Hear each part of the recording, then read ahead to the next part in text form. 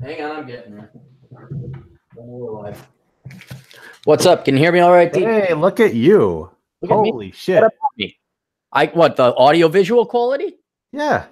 You Yeah. look like an actual like show.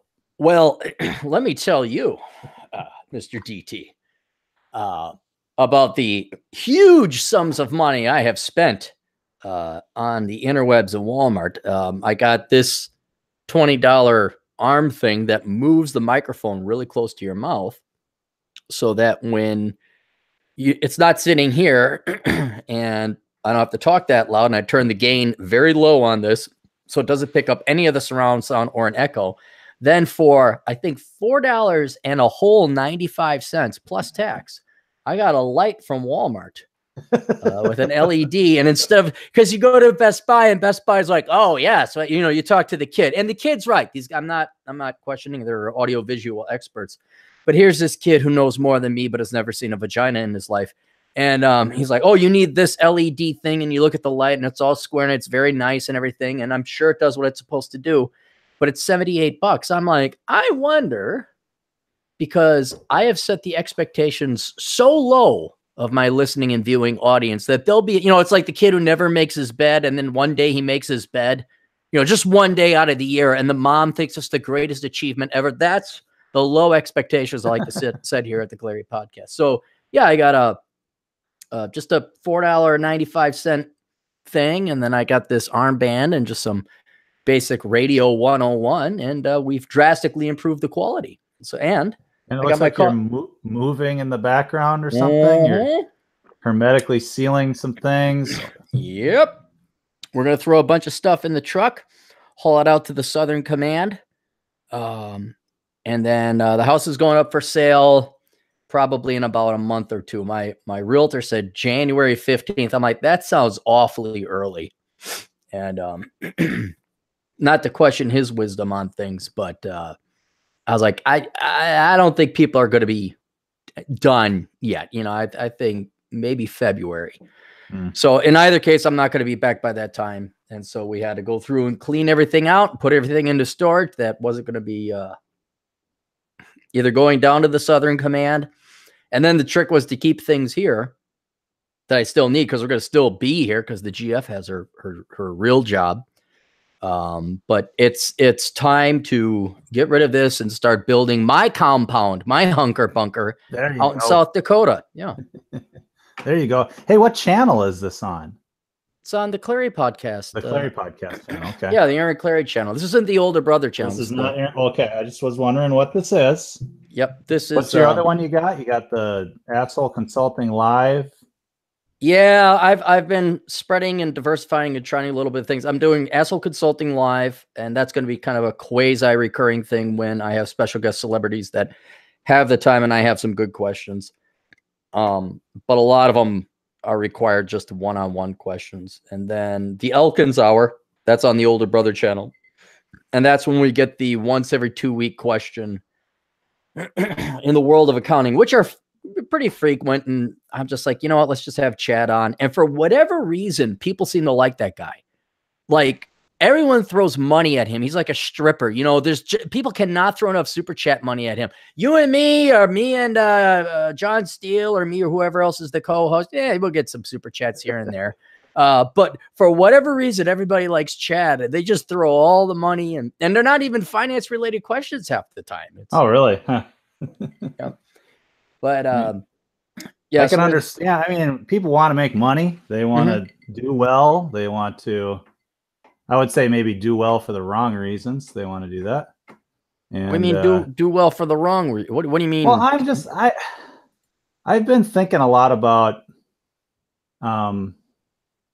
just people work their asses off to basically accumulate money, and they just keep on spending it and spending it and spending it and spending it instead of having the perspective of, okay, well, here, I'll hit it hard here for a year or two, and then I'll downsize, minimize, and enjoy my life or whatever. You're saying they're working for things and not freedom.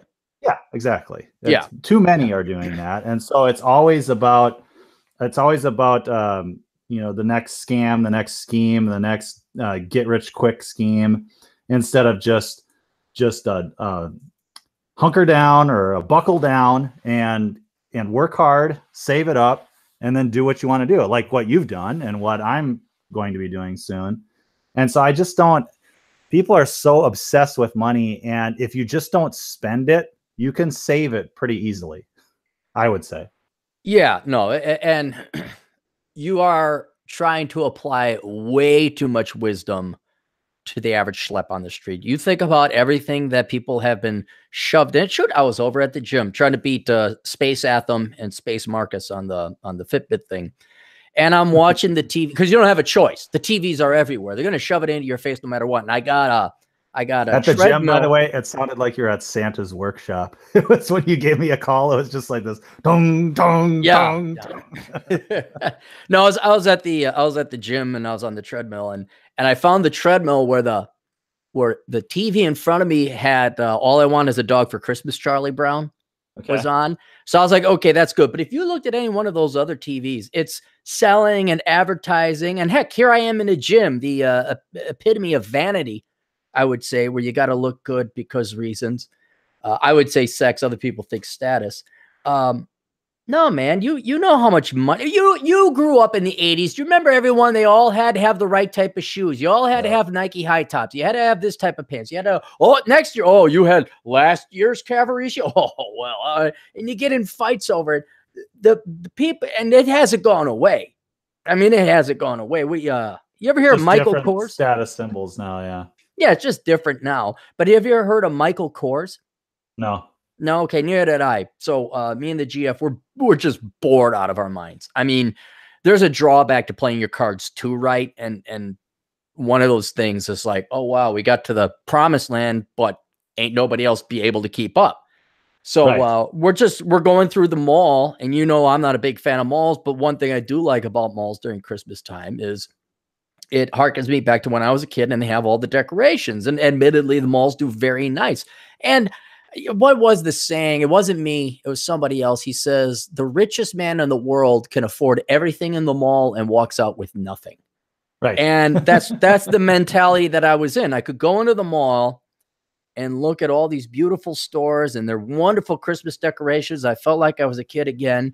And we're just, window shopping. We're just enjoying walking through the mall where it's warm. And then she says, oh, here's a Michael Kors store. I'm like, okay. So there is, dear. Yes, GF. That there says Michael Kors. That is a store. We are in the mall and it is there. Very, very astute observation, my darling. And she says, oh no, they got like really rich purses and things. I'm like, oh, she's like, do you want to go into it? I'm like, yeah, sure. Let's see what they got. So we go in there.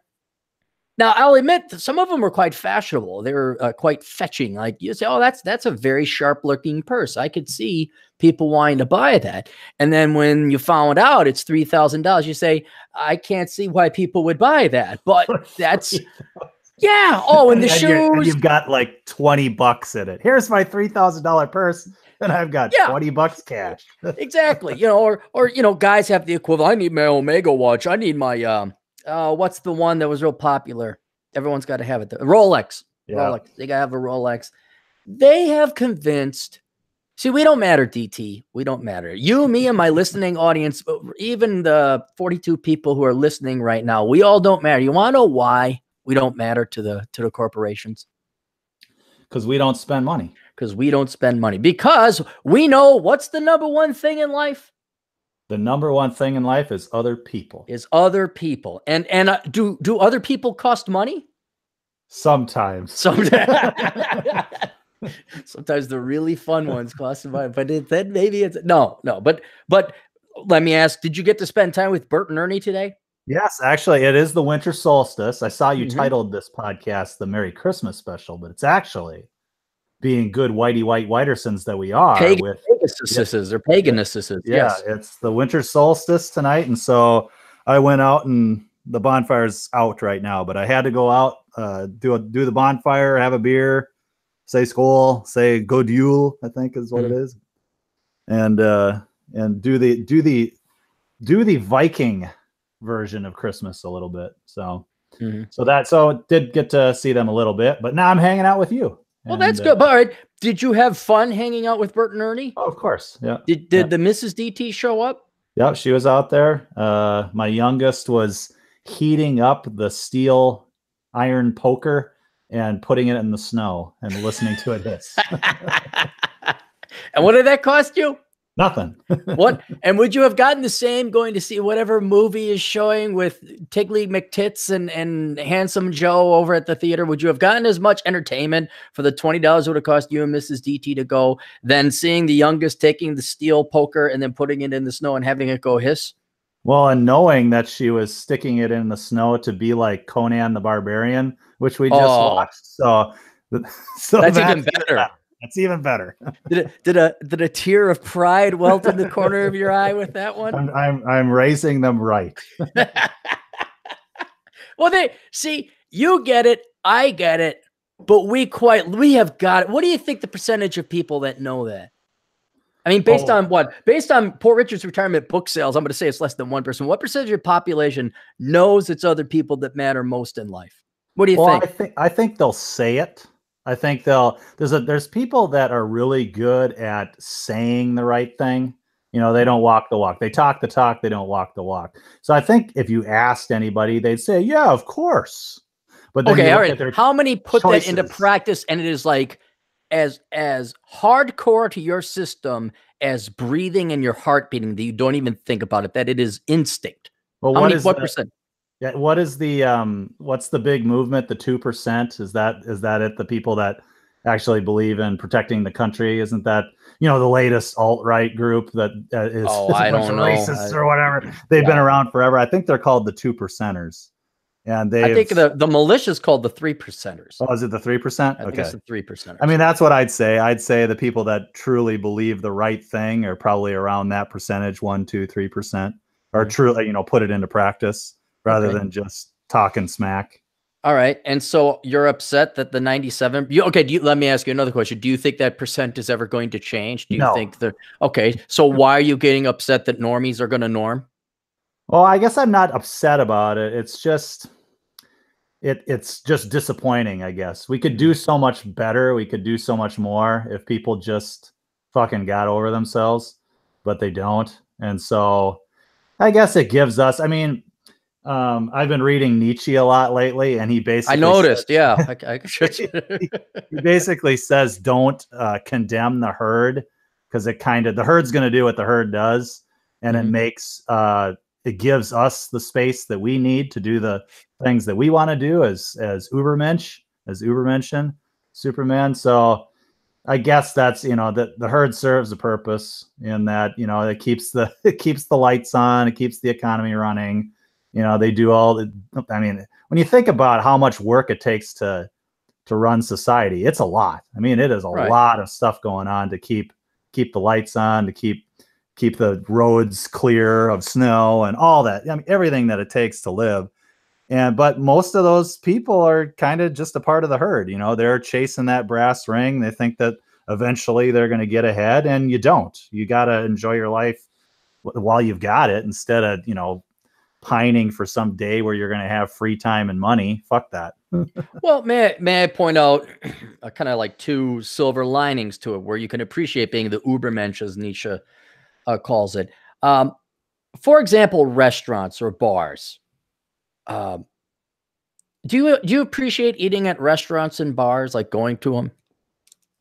Yeah, I mean, if they're good food, yeah, definitely. Yeah, not every day. I'm just saying, you like the fact that there's people that will go and buy food. There's an entrepreneur who will go and hire workers and dishwashers and chefs, and they will go and get food, and they will prepare it, and they will serve it to you in typically a healthy manner, like meaning you're not going to get sick, a safe manner, I mean, and it's at the convenience and it's warm, and yeah, you got to pay a little bit more. Now, may I point out another thing?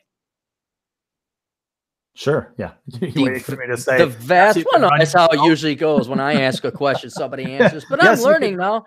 You could run your show, Aaron. I'm just learning. I'll talk to myself and that'll be the rest of my life.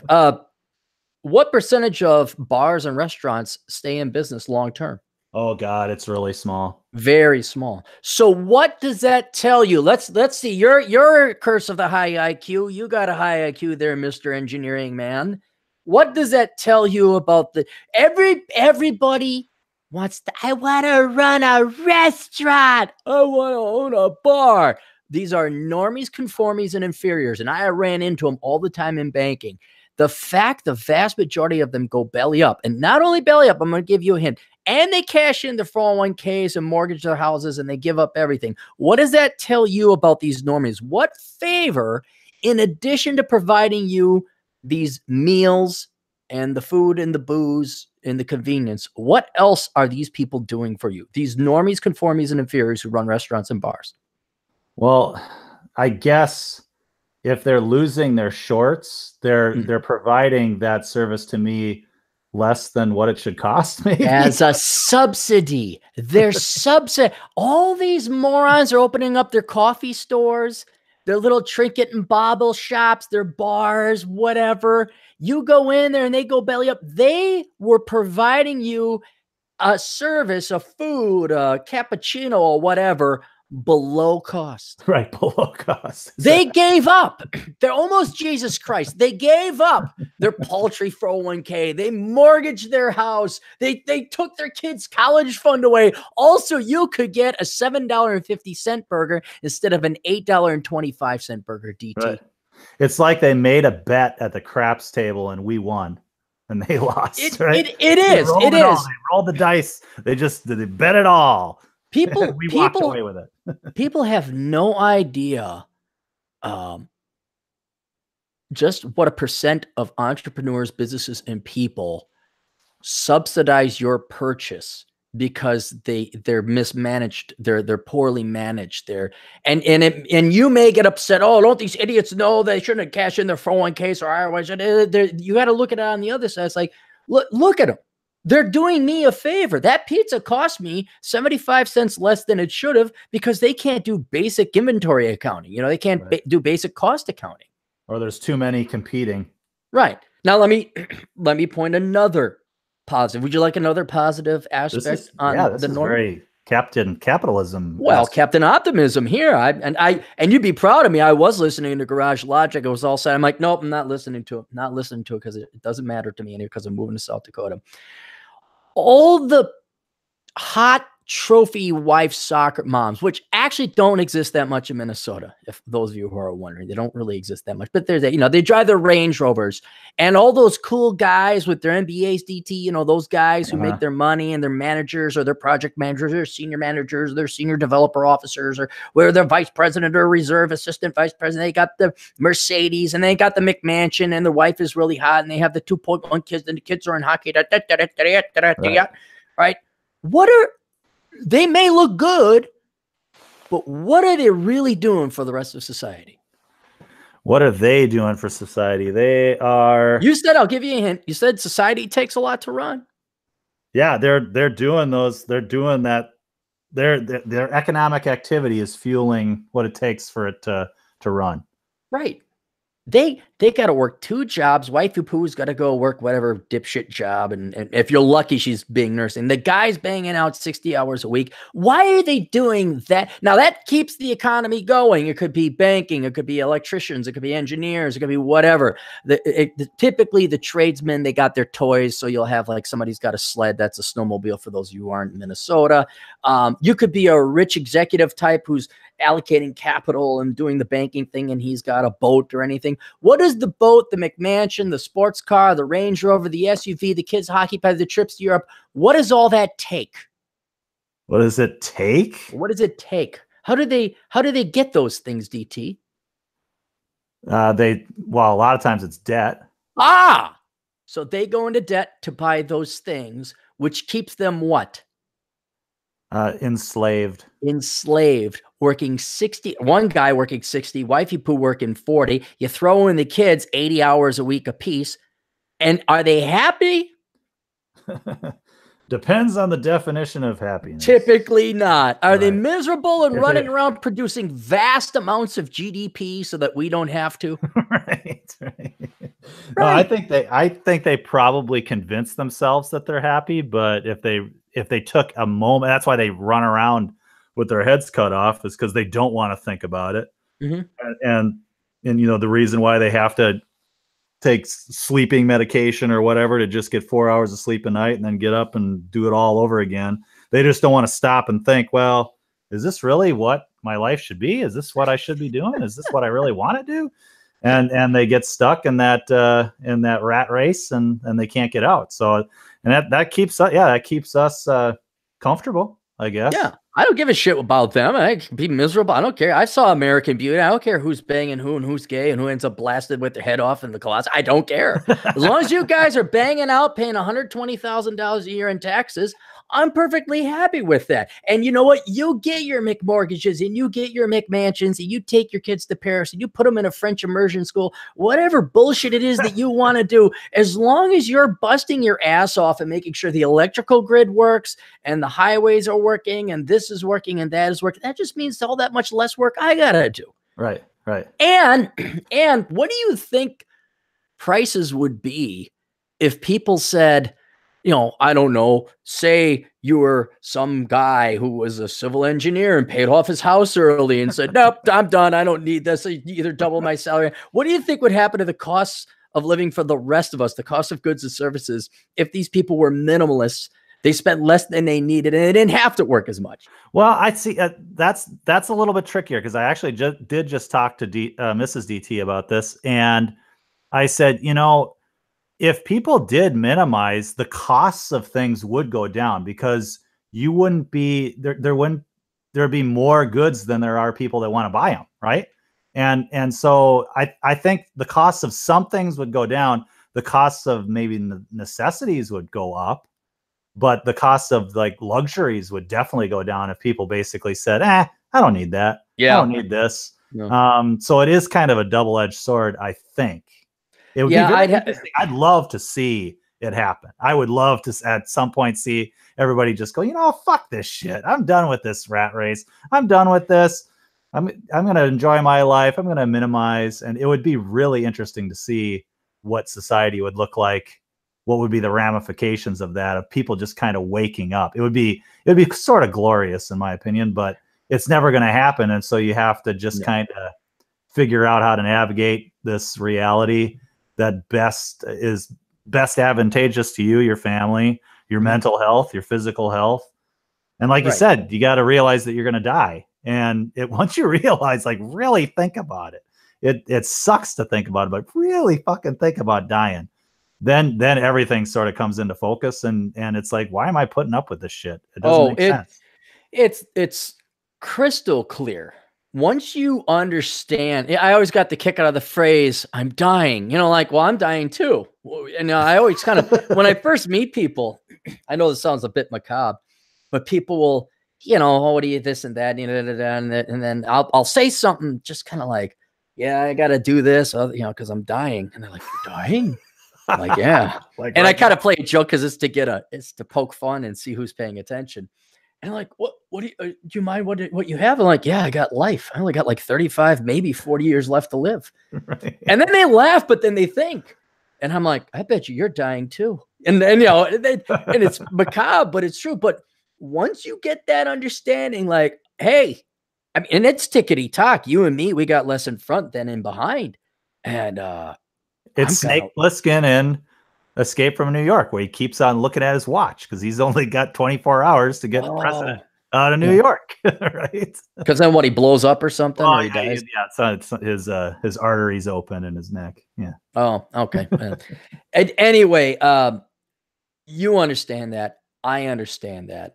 I think what they have done, not the Illuminati, but what the government and society has done to itself, is they have gotten people so indebted so quickly, so early, and so indoctrinated. Think they have to have the things. Because let's say you graduate without that. Oh man, you got to get your things, you got to get your stuff, and you got to work in your careers. That they never come up for air to make that simple philosophical thought, to ponder that simple philosophical thought, not question reality. That fact, you're going to die.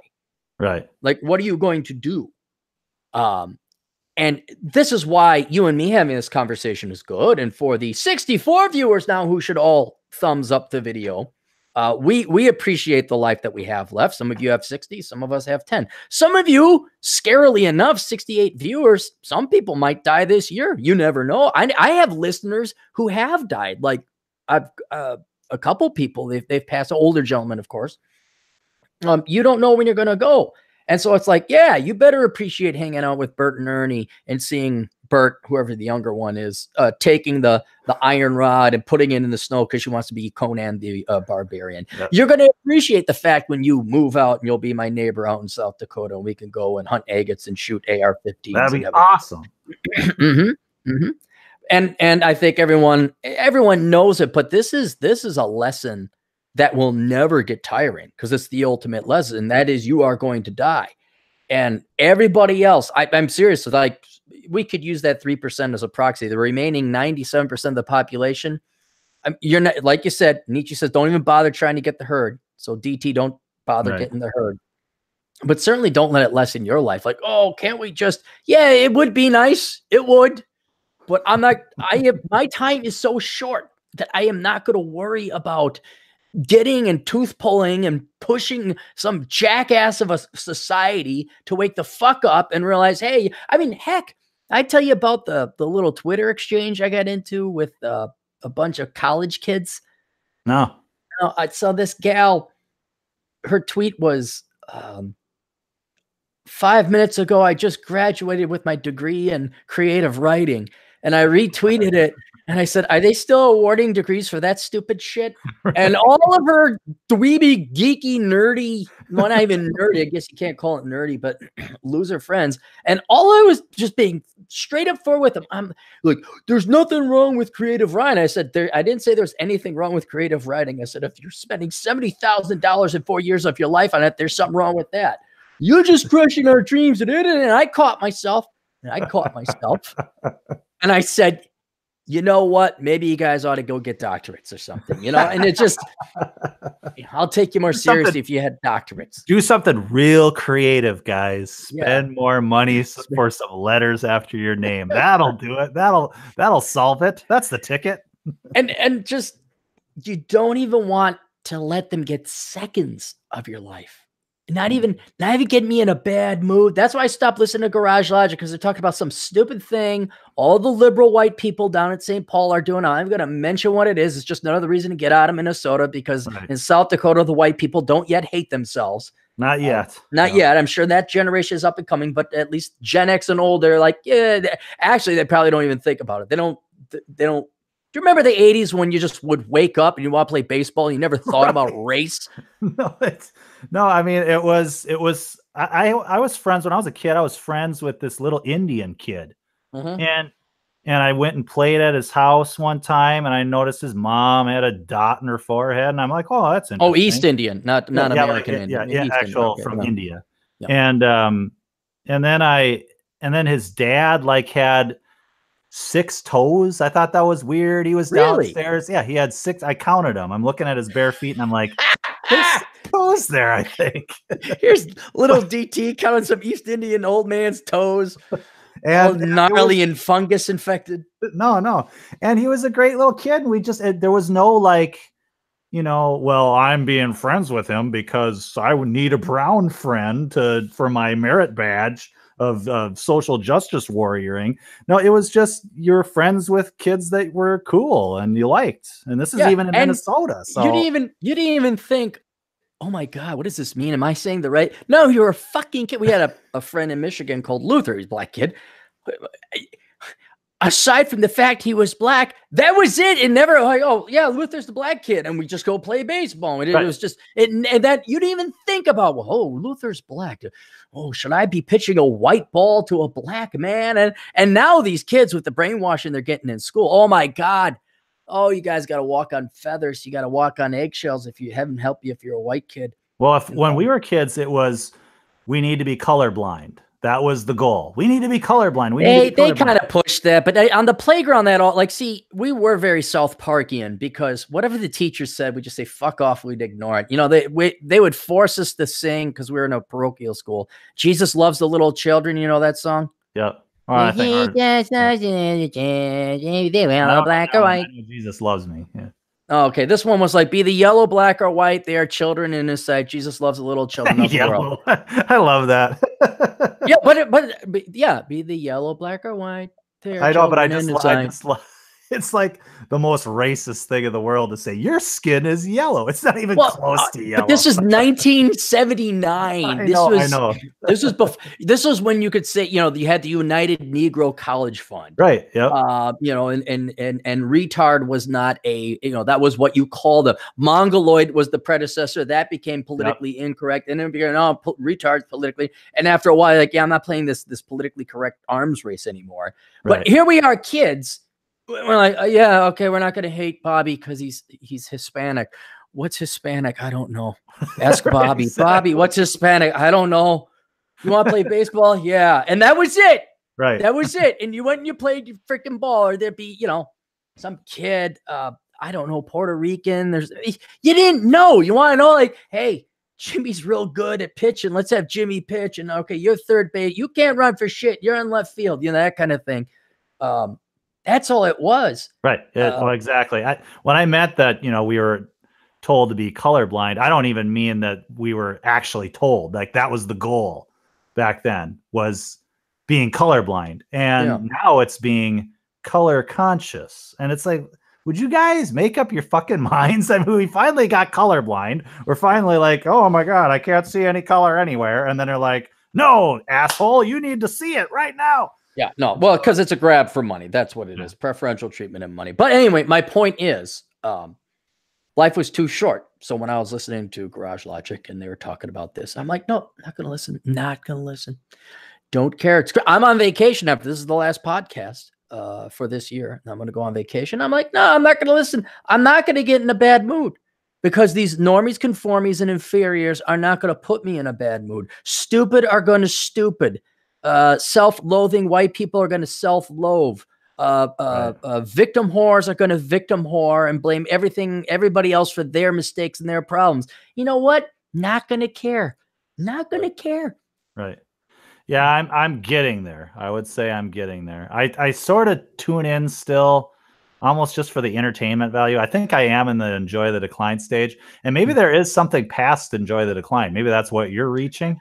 Or you're just kind of like enjoying the plateau, maybe, that you just kind of even keel it and you just enjoy your life and you don't even pay attention to whether things are declining or rising. You just kind of, I'm outside that graph. Maybe that's where you are now. It's hard. I don't think you can ever, because you still have like this compunctual morality. Me and Chad Elkins were talking about a gal that he ran into on the L, and this bum came in and was kind of harassing her. And Chad had this initial response to like kind of protect her and do something. And then he caught him. So I was like, whoa, wait a minute. That's probably a leftist.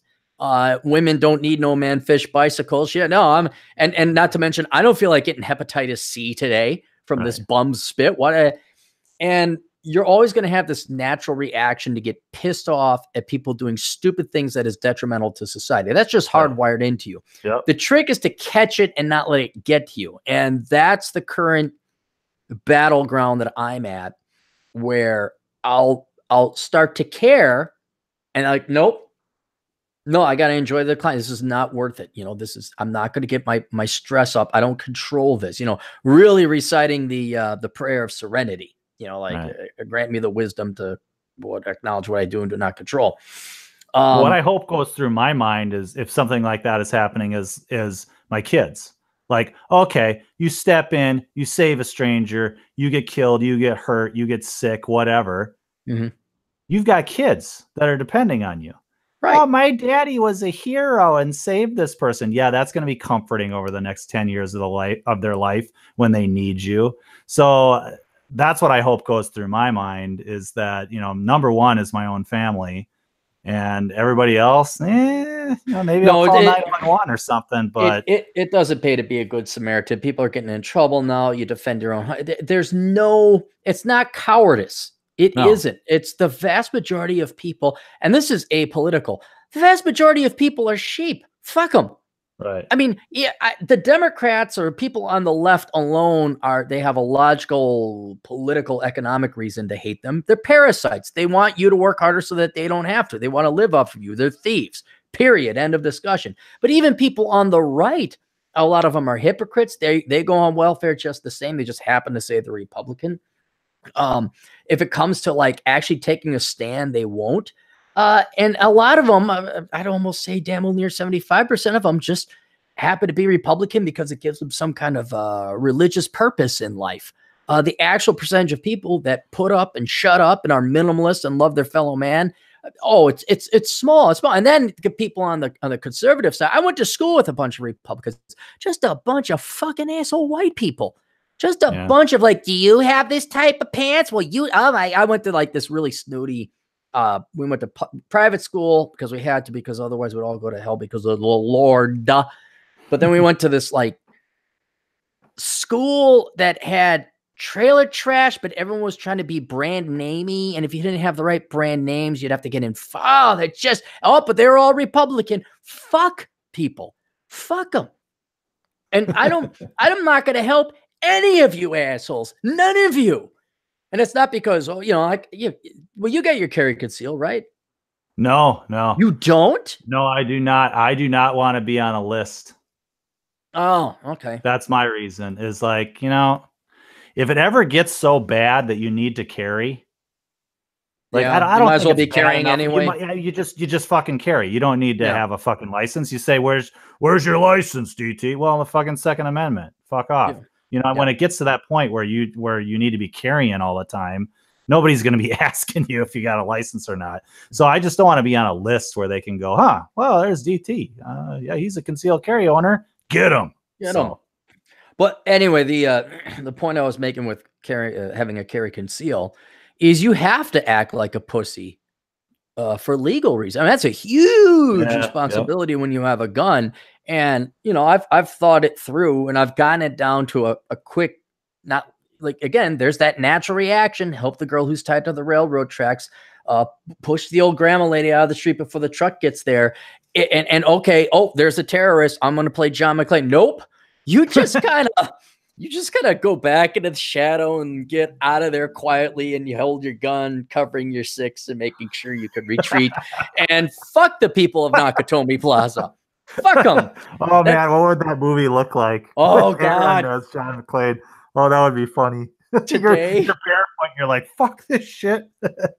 You take the stairs down to the bottom floor and just kind of sneak out. Yeah, the guy that looks like Lewis that's at the front door that's watching the football game. Yeah, kind of sneak out the door. just you tippy toe away, kind of like how Fred and Barney and the Flintstones, when they tippy toe away, will be the ivory keys going. Yeah, right. No, that being Die Hard. You go find the black guy at the gas station and say, "Buy your Twinkies. There's stuff going on up there. You don't have to drive up and get your car made into Swiss cheese." You know what? Okay, think about this. Die Hard 2018. Let's say you and me, okay, we're in the scenario. We're sitting there. It wouldn't be called Die Hard. It'd be called No Fucks Given. Keep living. It'd be called Get the Fuck Out Quietly. That's Keep living and stay hard. It'd be called My Estranged Wife is a Kuanta haha, and I'm gonna get possession of the kids. That's basically right. The best Christmas gift ever. I get custody of the kids, and my wife got shot by terrorists. Who knows? Oh my God! No, some freaking foreign company, Nakatomi. Nakatomi, make America great again. No, hey, can I get back home and watch the game?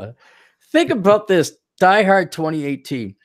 First of all, there ain't no strong enough man. You'd have to use a Gen Xer because there's no millennials. I know there are millennials, but I'm just making a rip on the millennials. So it's going to have to be some Gen Xer who's still quasi in shape and knows how to fire a weapon and use weapons. Okay, so that wipes out any soy boy millennial type. The millennial guy, they'd just be up there cowering. They'd be part of the hostage group, obviously. Except it'd be a social media company. That's what it would be. Instead of Nakatomi, it would be the Faceberg or whatever like that. So all the social justice warrior nerds would be cowering, and then they'd have all the and then we'd still have Hans Gruber come in. But then you and me, I think I'd be like, I could get out here pretty quickly and pretty easily. The question is, let's say you're walking past the 7-Eleven and there's Powell getting his Twinkies. Would you even tell him? It would just be like, we're in California. They're probably all a bunch of leftist dipshits. Fuck them. And just zippity-doo-dah, zippity-day. Google is evil. Remember how you said you gave me a strike because I said Kawanta, ha, ha, ha. Yeah, I think Hans Gruber is going to want his money. I think he wants his bearer bonds. I'm just going to sneak out here. Yeah, it wouldn't happen. I don't know. God, do you remember seeing that in the theater? I did not see it in the theater. This is a funny story, actually. The first person that showed me Die Hard was my grandmother. She loved it. Really? Back with the VHS where you'd tape it off of HBO or whatever. She's like, "Oh, you guys got to see this movie. I just love this movie, Die Hard." So it was my grandma that exposed me to the awesomeness that is Die Hard. was she particularly grandmotherly and Aunt B from Andy Griffith's show, or was she like? You'd love my grandma. She is just like sharp as a tack. She's her sense of humor is great, and she just really loved. She's not she isn't like, oh, I'm a grandma type of person, but yeah, she's got an edge. I mean, like. I'm just trying to picture the grandmother that would show you Die Hard. Like, here you are, and she brings you your tea and cookies, and then yippee-ki-yay, motherfucker! Swearing all over the place. Glass in the foot, and here's your grandmother knitting. Oh, isn't this wonderful? She's a little bit not Aunt B. Oh no. Okay. She can swear with the best of them when she wants to, and back in the day, I'm sure she could drink with the best of them if she wanted to, but still stay in control. She's actually she hasn't had money in her life, and she did a great job of minimalizing and still having enough money to have fun. Well, think about this. She got to watch Die Hard, introduce Die Hard to her grandson. Right. Her grandsons, yeah. Yeah, I mean, come on. Now, how cool. You cannot put a price on that. Yeah, but she's a tough I mean, she's back. She's World War II generation. My grandpa was a waist gunner on a B-17 bomber, came back with basically PTSD. She didn't know he had PTSD, so she was always kind of making fun of him when he'd jump out of the bed and hit the floor when a car would backfire. And now she's like, I kind of feel bad about saying, what the hell are you doing jumping out of bed onto the floor? But she lost her husband shortly before I was born. And so she had kind of a tough life, and managed, I lost my mom, so she lost her daughter. Wait, you lost your mom? Yeah, my mom died about 8 years ago. Yeah. Oh, okay. I thought you meant like when you were a kid or something. Okay. No. I'm just saying that you're supposed to die you're not supposed to have to bury your kids. That's not right. That's not the way that life's supposed to go. So she had to do that, and but still, she's just a great lady. She's a blue dog Democrat. That's the only thing bad I can say is, she's of that generation where. Well, yeah, Ted Kennedy. Or not Ted Kennedy, John F. Kennedy, or she was a big Roosevelt fan. She just loved. World War II generation. They grew up with that, and Democrats have changed. And I always try to tell her, Grandma, remember Stalin? The way that you talk, you are not a Democrat, and you got to realize that the people that your husband were fighting against are now in your fucking party. So let me introduce you to Teeth and Eyes over here. Right, exactly. But she's just great, and yeah, she's the one that introduced us to Die Hard. She's still alive. You're talking as if she's still alive? Yeah. Cool. Still with it and everything? Yeah, we took her. We just there's a restaurant in the Twin Cities area where on your birthday they will give you a free bottle of wine of the value of your birthday age. Oh, dude, I gotta get my grandma there. Oh, exactly. So exactly. I'm like, what else am I gonna enjoy? Like a $91 bottle of wine. So I'm, hey, grandma, let's go out to eat. What's the name? Wait, what's the name of the restaurant? Why can't you name I the don't want to restaurant? say because it's, it might reveal closer to my location. So okay. All right. I thought you wanted to keep it a secret so you could keep getting 90-year-old bottles of wine. Dude, I'm so taking my grandma there. Oh, it's great. I'll tell you the restaurant. Okay. All right. That's cool. But I mean, I'm like, we have to do it, I mean, it's like you said, you never know when you're going to lose somebody. And what a great story to say that, yeah, I picked up my grandma that's got a freaking walker and we pull her into this nice fancy restaurant or whatever and say, hey, we want a bottle of wine. Well, my grandma's 90th birthday, I picked her up in the convertible. It's only a 2-seater convertible, so what I had to do is drop off the GF at the restaurant. Then I had to haul ass, go get my grandma, then I had to drop my grandma off.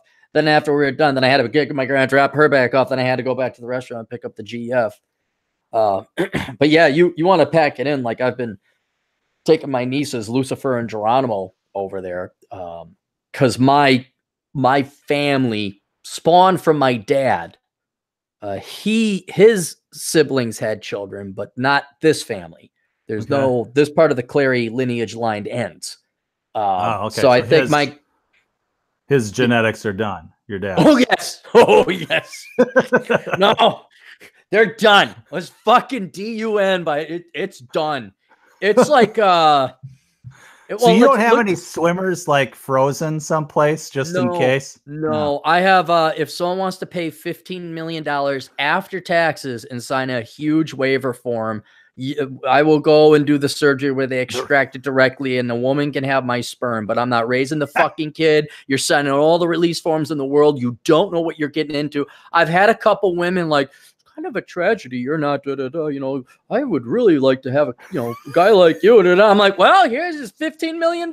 You go sign up for that, lady, and you fucking raise him however you want. Don't you dare tell him it's mine. I'm his. But no, it's, well, let's just face it. If you ever met my brother and sister, you have met me. I'm about the best. All right.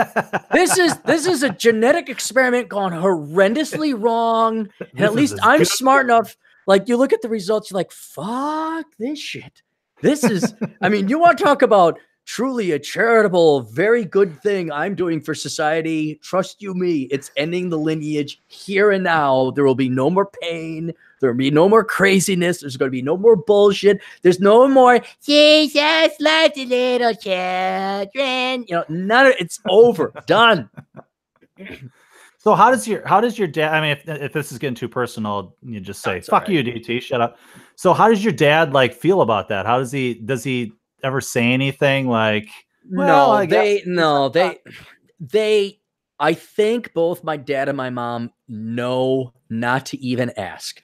They looked at the chaos and the bullshit and the tumult and the utter abject failure, and they're like, yeah, maybe we should just shut. It's like one of those scientific things where the beast comes out and it's not, it can barely speak and it's in pain and its arm isn't fully detached. I mean, they're like, put it out of its misery. It's not to sound dark or macabre, but it was like, yeah, abortion should have been thought about here a little bit.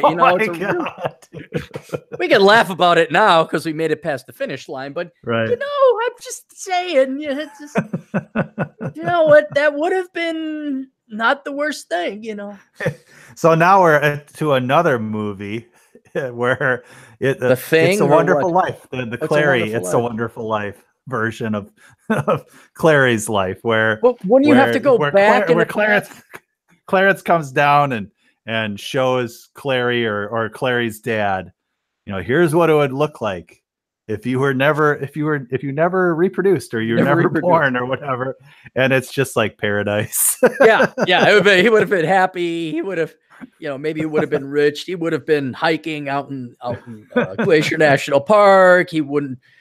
God, we wouldn't. That would not be a good. It's like the Clarey Christmas movies. They're not necessarily as heartwarming as. No, they're not. No, when all you want, you know what? I'll say it again because it's Christmas time. Do you know what put me down the path of capitalism and not really obsessing about money, but not being poor? Well, I think you've said it before where you kind of thought about, man, what kind of presents could I get if I did not have siblings? That's it. Yeah, but I didn't get presents, period. We would get socks and sweaters. No. You make them into puppets? Here's a fucking Bible. It's like, oh, because we don't have enough of those at the fucking church, right? I got to have this special one over here because the words must be different in this one. You know, just these lame ass it's just like all you wanted as a kid was just one good toy, and inevitably we would get, you'd get a toy. Oh, but man, there were some Christmases there where it's just like, you're never going to get me what I want. And I'm going to have to take all of my happiness, not to mention all of my finances, into my own fucking hands as soon as possible. And because this is not happening, this is not going to work. And so what, let's put a positive spin. What was the best Christmas present you ever got? Best Christmas. Yeah. I want to say the Atari 2600. That's pretty good. It's pretty cool. Yeah. Cause we weren't going to get it. That was a shocker. Now that's the joystick one. That's the joy. What do we need the joy? Where were you? You're 41. You're of the same generation. I know. That's the only. I stopped after the Atari. I was done. I didn't play the Nintendo really. Oh, okay. I didn't. I'm not a gamer. I never. Wait. I peaked at the Atari joystick and then I was finished. I would either play sports or I'd be drawing or I'd be writing or I'd be doing something else. I take it back. You know what was hands down the best one? My stepdad got us BMX bikes. Ooh. Me and my brother. And that was like freedom. That was like, holy shit. I remember that. Those are kind of hard to hide though during Christmas. You really couldn't hide those too well, no matter how well you wrapped them. Right. You're kind of like, hey, what are these two round things with the T on top? I wonder, are those bikes? No, those aren't bikes. Those are something. Those are for you. I forgot how they hid it from us. I think maybe they told us it was for somebody else or something, or maybe they hid them in the forest somewhere. I don't know, but yeah. So I'm glad we talked about that. Talk about happy to enjoy the decline and happiness and all that. Do you want to know my favorite present? I would love to know your favorite present. Yes. I think the one that's most memorable anyway is Optimus Prime. Oh, yeah, Optimus Prime, baby. And more so than that metal Voltron you got? The Voltron I had to share with my brother. So I don't like sharing. So it was, I was the black. I think I was the black lion and the yellow lion, I think. And then my brother was both arms and the blue lion. So I guess that's what evened out on the cost. So wait. Did they buy? You got 2 arms and a leg, and I got the body and 1 leg. So wait, did you have to buy Voltron separately? Like you had to get blue line? Really? You couldn't just buy the whole set? You had to get all the individual lines together? Back then, yeah, you had to. They didn't have the full thing. So yeah, and they were die-cast metal. That was really cool too. But that Optimus Prime, that's one of the coolest fucking Transformer toys ever. Was that also die-cast metal, or were there plastic pieces? Oh, he was. A lot of it was metal. I think his legs and his chest or something. His arms were plastic. His head was plastic, but I think his chest and his legs were metal. And then you had the trailer, which was sort of useless. He didn't really use the trailer, but. Well, do you still got it? No, I don't know what happened to it. How did you keep the Voltron and not the Optimus Prime? I think the Voltron's cooler than the Optimus Prime. It is, and that's probably why we kept it is because that is so much cooler, and it's a little bit more durable too. But I don't know what happened to Optimus. That was a great present though. I love that present. I remember getting a GoBot, because that's just what a kid wants is the knockoff. Like I got one GoBot. I thought GoBots came out first though. No, GoBots came out later, but whatever. They weren't as cool as Transformers. No, they weren't. It's like, the parents that would just like, oh, we'll get you the knockoff version. It's the same thing. It's like, you don't fucking understand. This is not the same fucking shit. Well, here's one more sad story, and it relates to my awesome grandma. And this is why it's sad. My awesome grandma. This is the year that Transformers were big, and I think it was my birthday, and I got this quote Transformer from her. And she was so excited to give it to me, and she was so happy. And you know, when you're a kid and you get something that you really don't like, and you feel bad, and you pretend to like it, but you feel bad because you feel bad for the other person for getting you something that you don't like. Not just a kid, an adult, you do that too. Yeah, exactly. But as a kid, you kind of feel the emotions even more. And I fucking cried. I cried after she left. I was so sad because I was like, oh, I so want to like this Transformer that turned. It was like this really cheesy thing that turned into a gun. Well, wait, hold on. Was it a Transformer? No, it was not a Transformer. So it was a knockoff thing or something. So you didn't see, because it's only audio. I did the quotes. I did the air quotes that it's a Transformer. Oh, okay. So I've been having some scotch here. So I remember. Oh, good. You can have it. I remember it got so bad because then, and by this time I had given up because I was in college. I think it was even in high school. And my mom would say, "What do you want for Christmas?" And I would say, "I want this one thing. You can find it at this store in this aisle." You know, and if they had digital technology, I would take a picture. I say, "This is what I fucking want." And for like, I think it was like 4 or 5 Christmases in a row, they wouldn't get it. And I'm just like, why the fuck did you add? And then they buy me a whole shitload of other crap I never wanted, wouldn't use. But by that time I was in college, I was like buying myself whatever the hell I wanted. And then I think when gift cards started coming along, my mom finally got it at the age of 22 or 23. She's like, "What do you want?" I'm like, "Mom, just give me a gift card." "Well, where?" "Just give me a gift card to Best Buy." "Well, it's kind of impersonal." "You know what else is impersonal, Ma? You blowing 30 or 40 bucks on shit I don't want, not to mention your time.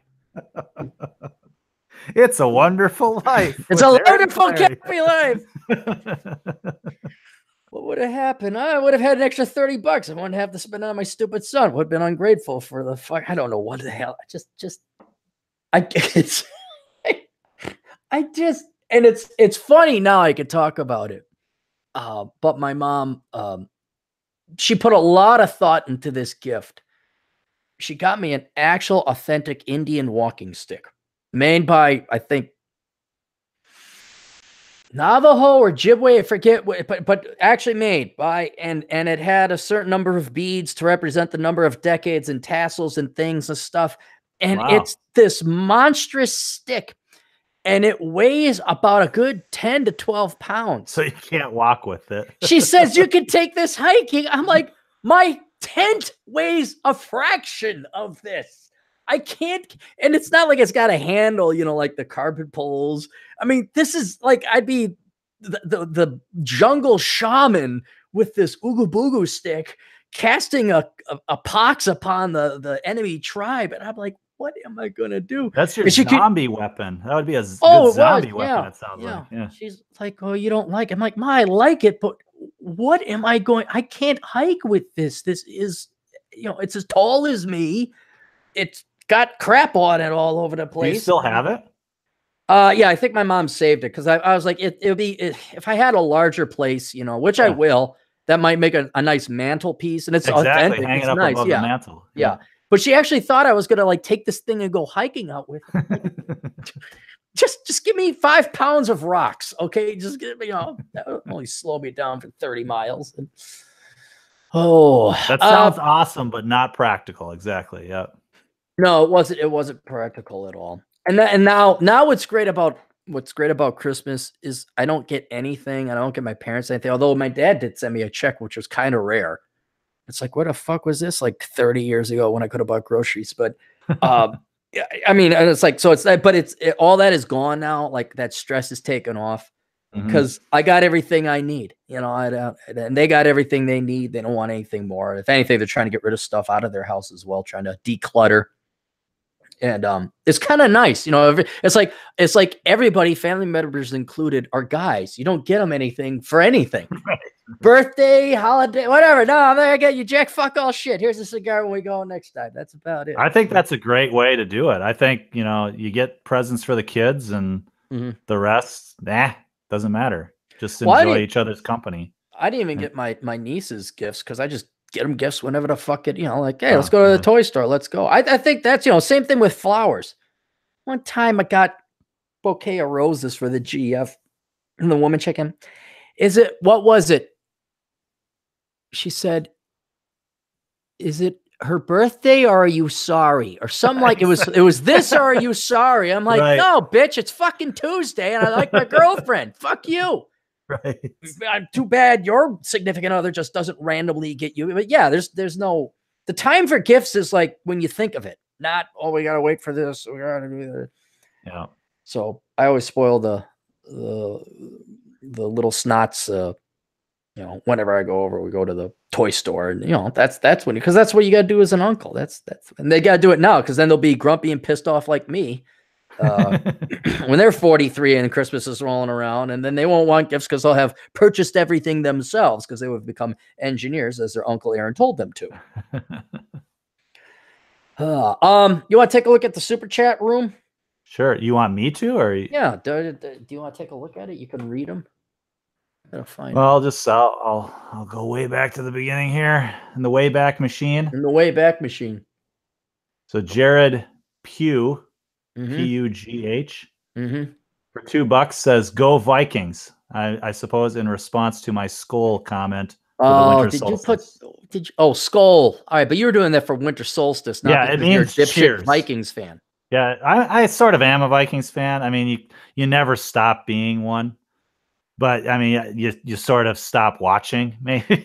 but yeah, Skull. I looked it up. Skull actually means cheers, so that's what it really means. So if you're drinking, cheers. Remember that time the Vikings almost made it to the Super Bowl and they missed the field goal? Oh wait, that happened twice, and you guys are all saying Skull. I don't know. Skull is sort of new. It's with the new stadium. They wanted to try to make it a good experience. And so the Skull chant is new. Anyway. I'm sure the chant will win. That'll get them into the Super Bowl is chanting. How are they doing this year, by the way? I haven't paid attention. I think they're like 500. So they're not making it to the Super Bowl. They're not making it to the playoffs.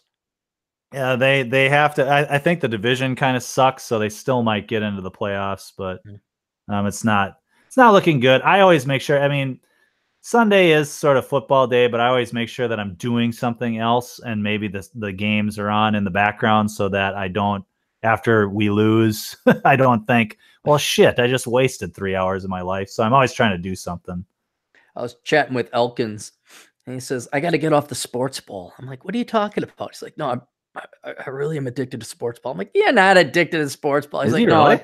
Well, and that's what's shocking. He wasn't addicted, but Notre Dame, he was, because that's where he went to school. And he was watching this game, and he spent 3 hours watching the game. And this is him telling me to it. And he says, and they lost, and I was pissed. And I was pissed that I wasted 3 hours. I pissed that they were lost, and I was pissed that I was pissed. And then I guys, how do I get rid of the sports ball? I said, and I took him step by step, because asshole consulting is great. And I didn't charge him for it. He'll charge me, but I don't charge him because I'm his friend.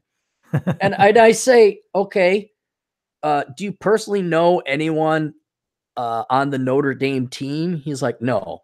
Do any of those guys come from Indiana? He's like, no. I said, does that university hate you because of your plumbing downstairs and the color of your skin? He's like, probably. I said, do you know anyone at that college right now? No. I say, why in fuck's name do you give a shit? It's basically you're cheering on jerseys.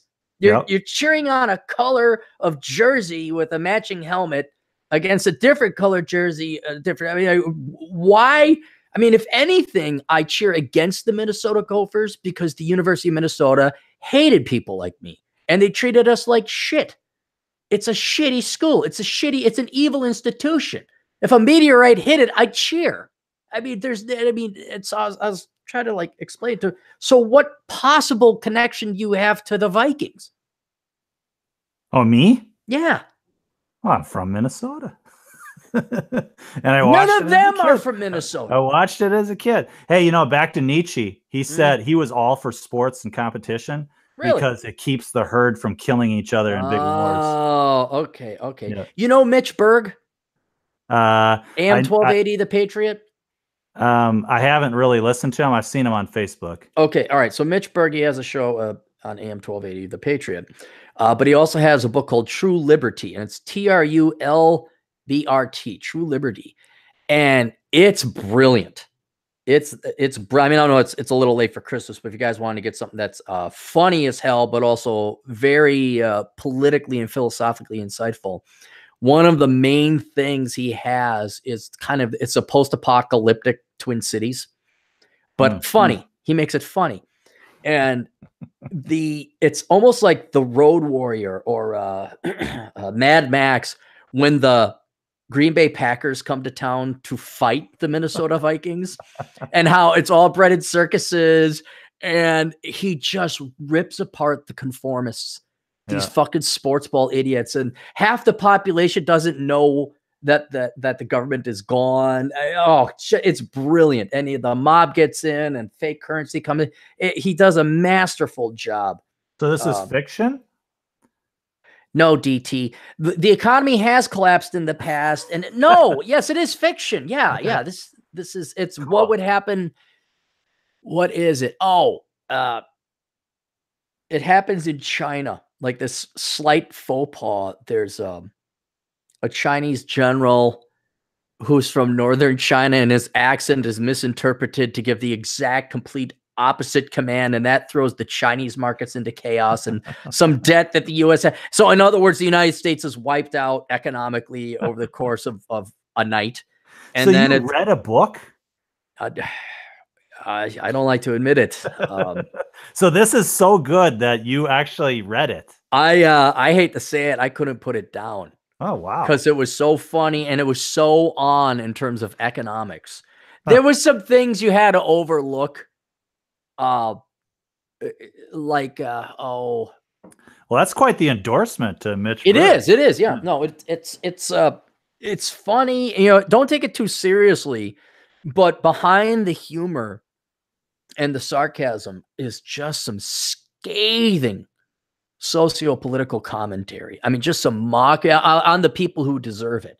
And like, so of course, he's like smart enough to know that so there's like the way that you say it in Chinese will have a totally different meaning. That's what causes. That's pretty cool. Yeah. No, Mitch Berg. It's a good book, True Liberty. And then the other one was hang on, let me look this up. While we're talking about books that I was highly impressed with, one of which you're going to have to read through.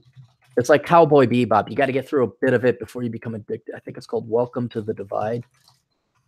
I think I've heard of that. Maybe I heard of it from yeah, Welcome to the Divide by SP Daily, and there's my review. Yeah, Welcome to the Divide by SP Daily. Tragically, only 2 customer reviews. That was a true intellectual stimulation to read. Now, you got to get past the point where he talks in third person. The first couple chapters is him talking in third person. Then you figure out why later. But yeah, so did he get a degree in creative writing to do that, or? Well, you can't write without a degree in creative writing, because you and me and everyone listening, we all have our degrees in communications, right? We wouldn't be able to communicate without them, correct? Well, yeah, because I played the sports ball, and that's what they all major in, sports medicine or communications. Oh my God, just do away. Why even have college football at all? Let these kids play right out of high school. Do you know how much money the NFL would make? I mean, now the colleges would lose it, but it would basically, you'd have a junior league.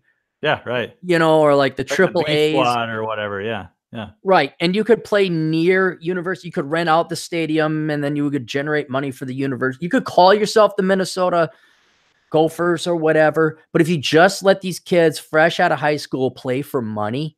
Right. And they wouldn't have to waste their time on some bullshit study. Well, it's such a joke. I mean, I've gone to some of the Gopher games with my uncle, and you sit there and you listen to what they're majoring in. It's all the same shit. They just get up there. Communications,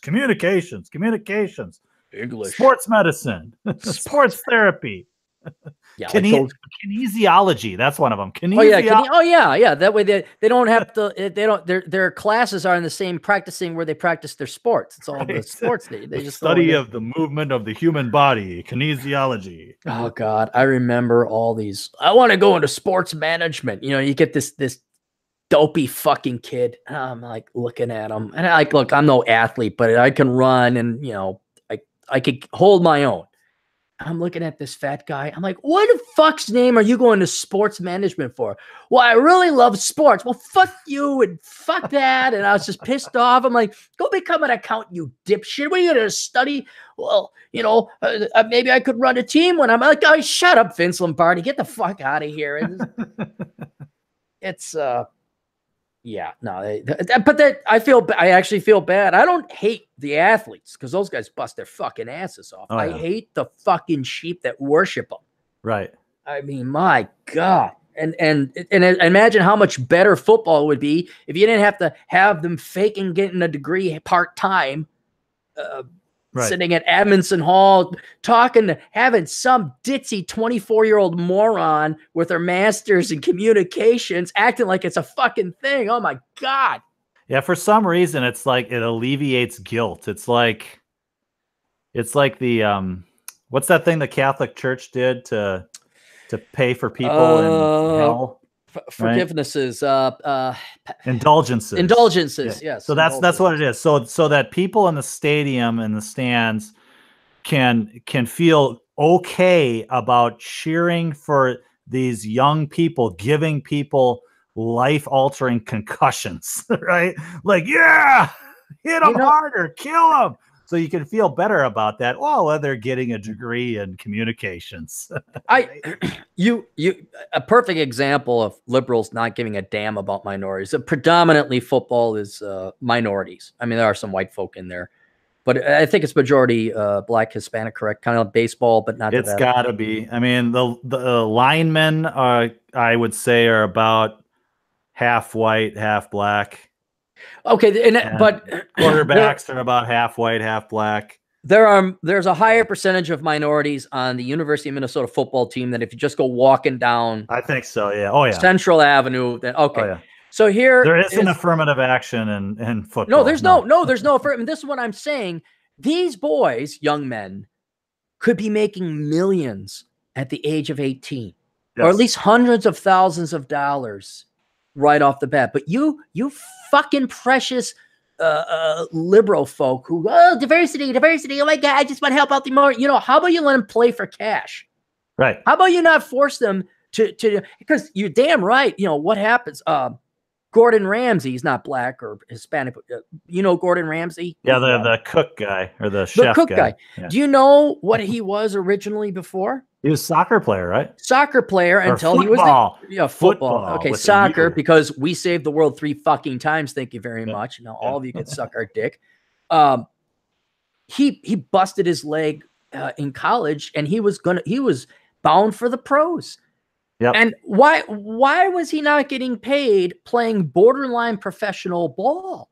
Right, making millions or at least hundreds of thousands to prove himself. But I mean, these college players make millions for their universities and colleges. I mean, right? They're a cash cow, and that's what I mean. It's an indulgence that you sit there in the stands, and it's like, well, they're getting a free education, great with his degree, and risk life debilitating injuries out there entertaining us, but they're getting a free education out of it. I even think some of the high school, because high school and hockey at the high school level. It's popular enough, the main TV stations here will run coverage.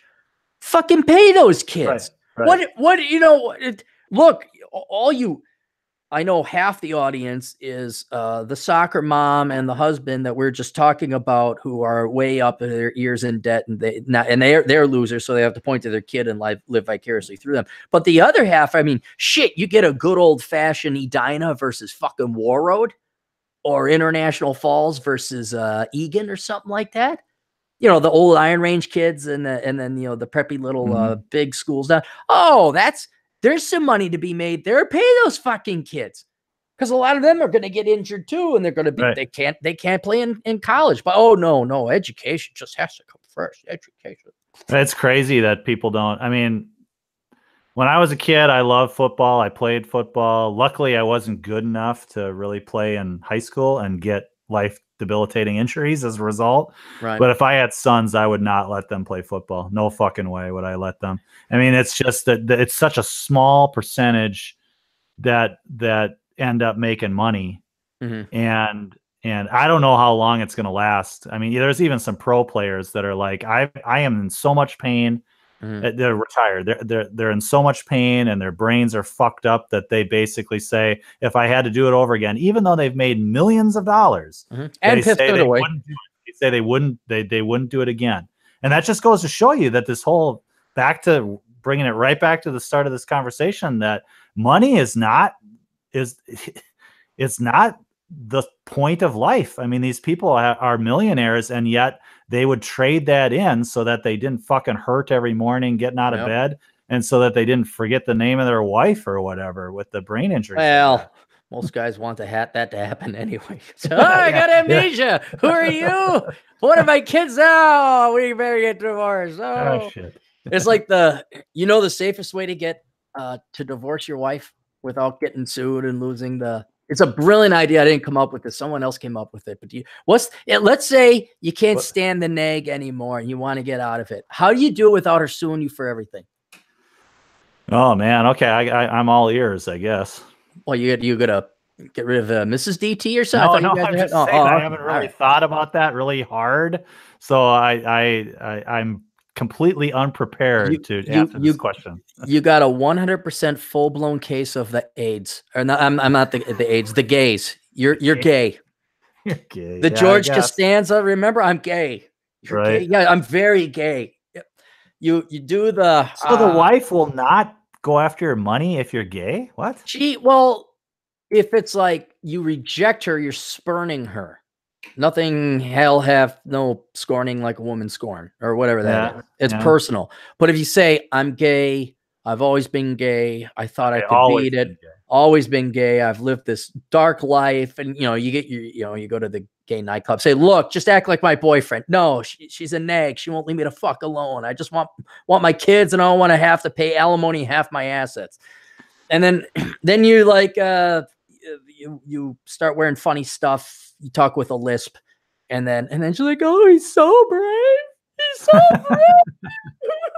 She'll probably give you money. Anyway, that's just. So I suppose, yeah. I mean, even if you suggest that maybe she turned you gay, she probably still wouldn't blame you. That would be her fault. No. You don't know how this works. So, trust me. I've seen a lot of people get divorced. It's never her fault. Okay. If you can get out, if you say you drove me gay, you insulted her. But but that there is a risk of that. If all of a sudden you say you're gay, she might think that. Well, you have to start acting weird. Go take gay lessons. I don't know. Go down to the gay 90s. They got to have a you saying symposium. Gay people are weird, Clarey? There are two types of very gays. Inclusive of you. I'll tell you all you want to know about gay people. Best friend is gay. I've gone to the gay 90s. I've gone to the saloon. I've hung out with the gay community. I'm pro-gay marriage. I'm just not gay. There are two types of gay people. There are the normal gay people. You see if there's a comment section below. If there's gay people in the comment section, you tell Mr. DT if I'm right or wrong about this. I mean, I'm very generalizing, of course. There are people who are just gay. You wouldn't know it. If you ever met my buddy Khan, you would not know he's gay. He's architect. And then maybe after 3 or 4 meetings later, you might find out, he'll slip. Oh, yeah, I was on a date with my boyfriend. Like, wait, boyfriend? What? Right. You're like, oh, he's gay. I didn't think he was. Oh, no. That is the silent majority, if you will. Right, yeah. The non-attention whoring. Then there's the, hey, everybody. It's like, and there is some animosity, let's just say, between the normal gay people who just want to be gay and left the fuck alone, and the hey everybody, so special. And I mean, the perfect example, I was at used to be called Rossi's Blue Room. What's it called now? Downtown Minneapolis. The Crave Oyster Bar. Oh, maybe that's what it is. No, I'm just kidding. That's from Police Academy. Oh, whatever. Okay, it's in the basement. It's high-end joint. Me and the GF go down there. She wants a scotch. Okay, so we're going. And it was nice. It was actually real nice because there's a music band part over there. And then there's another bar because you're going downstairs and into the basement. And the stairwell sections off the noise. So you're just in this nice, quiet bar, just having a drink. And then, sure enough, you hear them before you see them.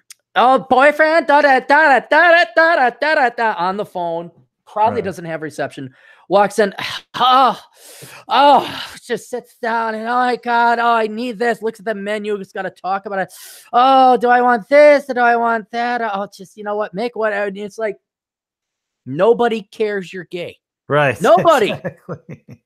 I know you have nothing else in value to offer society and life, and thus the only thing you have is you're gay. But you know, my buddy Khan, he's an architect, he's an artist. He will talk to you about that long before he even talks about his sexuality. Another friend of mine, an accountant. Boring as more exciting as sexuality is, he's probably more likely to tell you about his day working as an accountant than he is gay. My buddy Kim, she's lesbian. She's not going to lead in with, by the way, I like clams and curtains. Well, it's the most boring fucking thing to talk about. So it's good. I mean, you're not going to associate with boring people. So, I mean, no. Yeah, I fuck this. Yeah. Okay, great. Good for you. Yeah. Congratulations. I don't fuck that, but anyway, so. Right. I mean, it's just boring. I mean, what do you think about Nietzsche? You know, that kind of, yeah. Right. But where the hell were we go? Oh, he would have to thread that needle where he'd have to kind of hints of flamboyancy, but not over the top. If you know what he's not going to walk in with a feather boa going, hey, but you know, he would have to like receipts from the gay 90s or a gay bar, you know, that he happens to leave in his pockets as the wife does the laundry. Like, what were you doing here? Oh, a friend of mine, you know, and then he hangs out with that friend more often. And then, you know, like leaving, they got to have like meetup groups. You go and there'd be a pamphlet. Am I gay? 20 questions to find out, you know, leaving little subtle hints. And then you would say, you know, dear, I'm sorry, but I've been exploring, you know, talking to a therapist would be a huge thing. Like, I think even if the therapist isn't in on it, act like you think you're gay. Oh, so you're back to trying to show your wife that you want to leave, that you're gay. So you're right. Then you bring her in to the therapist that you've been talking to for 6 months. I mean, this is a long-term plan. You're laying. Well, you don't just do it. Yeah. Yesterday I went to the shrink. Oh, turns out I'm gay. Holy shit. I like dick. Who knew? Because then it's going to be what was the one with, Kevin James and Adam Sandler, where they had to act gay to get health insurance or something. See, that's what I think that's a little hidden, like silver lining to everything that's happening today for the single guys out there that are MGTOW or that are just like, you know what, it's never going to happen. Never going to get married. Never going to do any of that kind of shit. You just find your wingman. And you get married. Quote, get married. Yeah, and you live together and you share the health insurance and you share all the benefits of being a married couple, but he's your wingman, he's your best bud, you know, and you got to take advantage of the system. That's what I think that it would be the best piece of advice I could give to anybody that's like MGTOW. It's like use the system for your own benefit. I mean, and there was actually I can't remember the lawyer show, but it was with William Shatner. It was a really funny show, and David Spade. Do you remember that one? No, I know the one where William Shatner was a lawyer. Yeah, and he marries the guy to help, or the David Spade lawyer character marries William Shatner's character, and they're both straight. and he marries them because the William Shatner character is sick and needs health insurance or something like that. Right. And they argue their case before the court and all of that, yeah, I love this guy. And who are you to tell me, you know, what marriage should be? And they end up winning the case that they can be married and even though they're not like sexually involved with each other. And I guess the show, just like a real marriage. The show always ended with them like enjoying scotch and cigars or something like that. And they're just like, I love you. And that's how it ended. That's great. That's great. And so that's, I mean, that when in Rome, man. I mean, yeah. They made the rules. I have an associate, colleague, whatever you want to call him. His wife refuses to go on the Obamacare, even though they're the type of people that would qualify for it. They're working poor. And I'm like, dude, go on the fucking Obamacare for I'd rather have you guys have it than fucking Miss Machine Gun spit out babies over there and spitting out the kids. Yeah, fuck pride. I mean, really. Oh, pride. No. You voted this. Did you vote Republican? Yes. All right. Well, then you have every right to collect all the fucking government cheese that you qualify for. Yeah. Yep. Absolutely. Let's go through some other of the Sure. Okay. Chat. Yep. I got him here.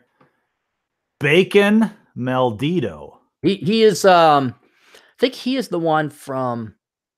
No, that's Shoelander. I think Bacon also from Pacific Northwest. We're gonna have a Pacific Northwest podcast one of these days, and I think Bacon is one of the people. So this is way back in the beginning of the podcast. Okay. He says, "Thanks for starting your damn live chat right when I start my job of angrily driving and yelling at stupid people in traffic. Cheers, Merry Christmas." Well, see, we did it very good for him. That's I think he is in the Pacific Northwest. So he drives for a living. And well, anytime you want to pay us money, we'll be on the shit. I mean, I sympathize, man. Every time I go out on the road, there's somebody almost fucking killing me. So you know where we're not going to have that problem? South Dakota. South Dakota. That's right.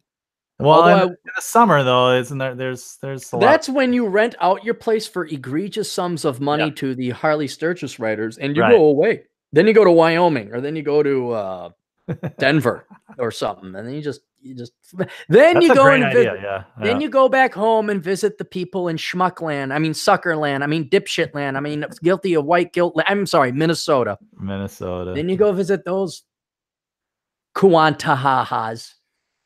So Atham had a $2. Well, so I should say Bacon was $5.27. Thank you. Atham $2. DT equals Eeyore. Aaron equals not enough steps in Fitbit. Wow. What's that fucker up to? I was going to beat him. Am I still Eeyore, by the way? No, you've actually gotten a lot happier. Yeah. Probably because you have paid off your house. You did the part-time work. You hung out with your kids. And I actually think you moving to South Dakota is going to make you happier. I think that giving you hope and you don't have to be in this state that hates your fucking guts. Right. Yeah. I think that's going to, I know it's putting me in a better mood. Just cleaning out the fucking house put me in a way better mood. I'm not even moving, there's no house to move to. This is just like, oh yeah, we're doing this shit. It's not. Yeah. There's something about a clean, fresh start, I mean, you're never too old to have one of those. So, yeah. All right, Bacon Maldito again. Another one, 253. Awesome. So he went. Let's see what he did here. 527 and 253 is what 60. 80 is 880. I don't know if there's a real reason. I think he just randomly donated $2.53. I wouldn't read into it too much. 780. All right, 780. P.S. I hate malls more than Ann. Oh, he hates malls more than Ann Sturzinger hates malls. I don't think he hates Ann Sturzinger. No, yeah, he hates malls more than Ann. Yeah. I can't see Ann. Yeah, Ann Sturzinger would not be in a mall. Because that would require a car. That's hey. That's all right, and then we got a bunch of there's a lot of people commenting, but not giving you money. Yeah, the Mammons get up to the question. I would like to read through all the questions, but we don't have time for it. But I mean, hey, a really good question. Sure. As I was scrolling through here, I saw a comment though. It caught my eye because DT was in the comment. Yeah. This Goremonger guy too says, DT, you're already on a list. That's what he thinks. You probably are. I guess they could somehow figure out that DT is who I actually am, but you could make the argument that whether you have your conceal or not, you're going to be hunted down. Yeah, I mean, yeah, right. I mean, if you're on an act, if you make it easy for them, then they're gonna find you easy, and they're Yeah. lazy, right? The whole point is that the left is lazy, so the If they go harder through they the have list. to work to figure out who the fuck you are, the better. That is true. If they're coming after me, it's going to be John Creasy. You ever see not Last Man Standing, Man on Fire? Is that the one with Denzel? Denzel Washington. Yeah. They try to make a hit. They kidnap the girl. Right. And he comes to, his buddy gets to him. What does he say? I've only seen the movie once. Oh, so he's fucked up. He's shot up. He says, "How many did I get?" The guy says, Right. "You got 6." It's like, good. That's what I want to know. I want to get 6. Right. There's a sequel to Man on Fire, I guess. No, really? Yep. No, He dies in the first one. How is there a sequel? I don't know. There was a sequel, I guess. What's the name of it? Denzel was back. Yep. I hear as I'm scrolling through, somebody says, "See, now I'm just going to look for the DT ones." All right, hang on. I'm going to look "Yo, up DT, what's the man doing these days?" And I can't say. We can't say because he's actually doing real well. Is he? Yeah. Hang on, I'm looking up Man on Fire sequel. Watching Equalizer made me feel like I'd gotten the Man on Fire sequel I never had. Yeah, the Equalizer. Oh, okay. Is it's not a sequel, but it's got Denzel Washington. It's one of those things where I wanted to watch it, but I'd have to get up and go to a theater and spend money, and then that was kind of. I haven't gone to. I didn't even see the Bruce Willis movie, the Death Wish remake. Right. I'm not going to see the Clint Eastwood. I'm not going to see the Clint Eastwood movie. I just kind of. I don't have it in me anymore. I don't know. Clint Eastwood is supposed to be good. Ooh, we just got a $10 chat. Well, let's go through them chronologically here. Yeah, so I know. This is a good one to help promote. Christopher Morales, $4.99 says, "Make sure to like the video, people. We got 74 watching with only 30 or so likes!" Exclamation point, like Donald Trump. "Help the captain out this Christmas!" Wow. If you actually really want to help the captain out, if you guys want to subscribe to both my channels, the older brother channel and this one, because we're almost going to be at 50,000 for the Aaron Clarey channel. Oh, and I think that triggers some kind of algorithm thing or something like that. So if we get above 50,000, because we're at like 44,000 and change, and I've never really promoted or plugged, subscribe, but yeah, if you want, subscribe, that'll help out. That doesn't cost nothing. What do you get something at 50,000? Do you get like a plaque? When does well, maybe plaques? I don't know. Maybe you get. I know on Twitter I get the authenticated blue circle. What I'm saying from more of a like if my videos get recommended to other people, if you get 50,000, you're probably it's the law of gravity. I'm sure if we were to look at Google or Facebook's or whatever's algorithms on what to promote, there is some kind of gravitational Newtonian physics, more mass, more likes or subscribes or comments, the more it's going to generate traffic. See, your key is to get big, but not too big, because if you get too big, then you're going to attract the attention of all the fucking, people that get rid of channels and deplatform. Right, but I make sure that doesn't happen, because we really actually don't talk. I mean, we may talk controversial stuff, but nothing that's gonna. Yeah. Well, okay. True. You gotta hang with these fucking 5 years from now, me mentioning the United Negro College Fund, right, even though it's a historical fact, right, that'll trigger some kind of thing, and we could be talking about how I want to help out minorities and football teams make money fresh out of high school. That won't qualify, but it's did you hear that Aaron said? I don't know what. Black women should stop majoring in stupid shit. Well, no, they should, because that would really help them out and help close the wage gap. But I'm not worried that much, because it's like, Your Honor, I'm trying to help all minorities and women way more than you lefties are. I mean, anybody that actually listens to what you say, but will understand what's actually going on. Right. But I mean, it's like anybody else that's been deplatformed. they just lie about you and right. No, we'll see. But you know, that's why we got the older brother podcast, and it's PG or maybe PG-12 occasionally. But anyway, yes, thank you. If you want, just subscribe. Let's get it above 50,000. And honestly, I'd like to be as big as PewDiePie, because then I make a shit ton of fucking money. And then I'd really be able to do what I wanted, and I'd write some really crazy Aaron, books. speaking of the whole PewDiePie thing, your haircut is very Nazi-like. Is it now? Is it what? It's looking a little slightly more Nazi-ish. Well, I'm sorry. I can't What's do in that. the background of your video? I mean, let's see. How can we say that there's something Nazi on this? There's nothing. It's sparse. What? It's minimal. Well, it's the short haircut. If you have a short haircut now, you're a Nazi. No, if you're a white male, you're a Nazi. Well, yeah. Get it right, DT. Where have you been? I vote Republican, therefore I'm Nazi.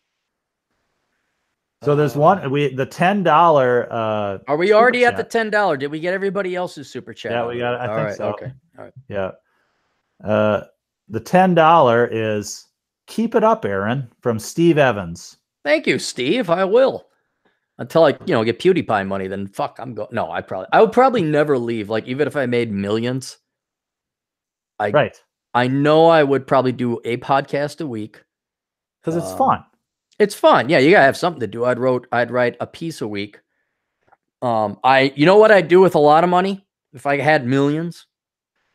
Millions of dollars. Millions of dollars. I would get billboard advertisements at universities. There you go. And I'd have politically incorrect advertisements like, all liberal arts degrees are worthless. Stop majoring in the liberal arts. Have you looked into the variable message signs? I mean, how much does it cost? They got all these LED, variable message signs. I don't know. That's on my to-do list, which is right here. And that would be fucking hilarious if I'm driving home from work one day and I see your mug up there. Well, would it be that would make my day. But it would be things like, we take a picture of Trigglypuff and we put it next to a hot chick, and we just put Democrat under one Republican, join the right party. What is it? Feminists hate men. I mean, just simple stuff remember when I talked to that Republican Party that you had me go talk to, and I said, get billboards. They're not as big as you kind of portray them to be. They're kind of a small group of frustrated people. My point is, I had this idea long ago. They're not going to do it, but I will for shits and giggles. That's that's what billboards and the urinal ones. Yeah. And even the urinal ones. No, just right by the U of M. Your degree is worthless. Stop wasting time in the liberal arts. Why are feminists cheaper now with the variable message signs where it's just all electronic? I mean, it's got to be cheaper. Oh yeah, it's got to be. Yeah, because you just program it. You don't have to send some poor schmo up there to do the swoopy swoop with the paint extender or whatever. Right. Yeah. And you could do it for. I'm sure they've got contracts for a limited amount of time. Yeah. Based on the people who advertise on those things, which are Fortune 500 companies, I'm sure I can't afford it. I'm sure it's way out of my league. But we should do a fundraiser. If there's going to be a fundraiser, why would I raise $1 million to buy advertising when I can just keep the $1 million? I bet you it won't be $1 million. It depends on where. All right, okay, hang on. Instead of us talking about it, why don't we just use this internet thing? But I mean, yeah, you could do a special live stream where you try to raise money to have a variable message sign for whatever the minimum amount of time it is. Okay, I mean, have you seen all that fucking realtor that's in the Twin Cities now that he just his signs are up all over the fucking place? I can't remember. You assume I go down south into the city, although I have been going to WA Frost more commonly, but I don't really pay attention to the ads. Why? I'm sure you've seen this guy. He's the realtor where he's holding his arms really wide. No, not really. Okay, here we go. Billboard advertising costs. In my home city of Boston, bulletins range from $11,000 to $23,000 per 4 weeks. In sunny San Diego, it ranges from $8,400 to $15,000. So for a month, I got a shell. Huh? That's San Diego. Well, okay, Midwestern Milwaukee bulletins range 3,000 to 4,000 per week, so about $1,000 a week. And this is 2013. That's before the economy was booming. Yeah, but that's before that. These signs are up all over the place now, though. Too. They were probably pretty special back then. Okay, all right. Well, see, I've got to be 2018. Contrarian. Here, hang on. Here's one from 2018. Trying to be encouraging. Yeah, encourage me to blow it. When we talk about minimalism and everything, I know, like, but it would be so cool. You just bring your phone out there and you show your mug and with the sign behind you. You know, I mean, that would be the payoff for people to donate to you. Here we go. September 28th, 2018. Is that recent enough for you? Sure. Okay. Kaya Tracy. How much does a billboard cost? This depends on format, circulation, demographics, and impressions. Traditional billboards cost on an average $250 a month in rural areas and $1,500 to $4,000 in small to mid-sized cities and $14,000 or more in larger markets. In contrast, that's traditional billboard. Okay, I'm getting to it. I'm getting to it. You pull the broomstick out of my ass. Jesus. In contrast, digital billboards can cost $10,000 or more depending on the location. Billboard advertising can be a great way to promote blah, blah, blah. I bet you if it's by the U of M campus or any campus, it's going to be expensive. Yeah. And so then the problem that I face is, hey, let's raise $1.5 million for Clarey to do a nationwide campaign. And I'd be like, how about we just raise $1.5 million for Clarey and you never see him again? And then he's very happy. Like, well, remember when Obama was elected and there was a billboard in Minnesota that had George Bush saying, "Miss me yet"? Yeah. And it made national news. Yeah. And I understand that winning the lottery aspect of it. I understand that sensationalism and putting an advertisement for worthless up by the U of M campus might be worth it. Now, I do have a big advertising thing happening here quite soon, but I'm not going to ruin it for people. It'll happen down the road. But this is me dabbling in it. But one of the things about being a minimalist is, I don't have the budget to drop 15 grand. 15 grand, for fuck's sake. That's almost like my living expenses for the year. So I know what people mistake is they mistake my freedom for wealth. That's not it. I don't have a shit ton of money. I have very low expenses and I just don't have expensive taste. I think the most expensive thing I buy is probably gas and maintenance on my vehicles because I travel so much, but otherwise I'm crashing in people's houses, friends' houses, stuff like that. I occasionally get a hotel. But yeah, 15 grand, that has to pay off or the next year I'm FUBAR, you know? So it's so maybe we could do a fundraiser. But I don't know. How about back to South Dakota? You get some kind of wall drug style viral sign thing going on. Just a viral sign. Just like that. It just happens. I just make it viral. If people aren't familiar with the wall drug signs when you're driving across South Dakota, there's all these signs for wall drug. Wall drug. Yeah. Free ice water. Free ice water. Some people have put them up overseas, I think, too. Saying how far it is to wall drug. Oh. It's and then actually I went to wall drug for the first time in like 25, 30 years. I thought it was kind of fun. Yeah. It's pretty cool. Yeah, I have to admit it was really cool. Like 30 years ago was not that great. But now I was like, we got a neat mug, got a neat coffee mug from South Dakota.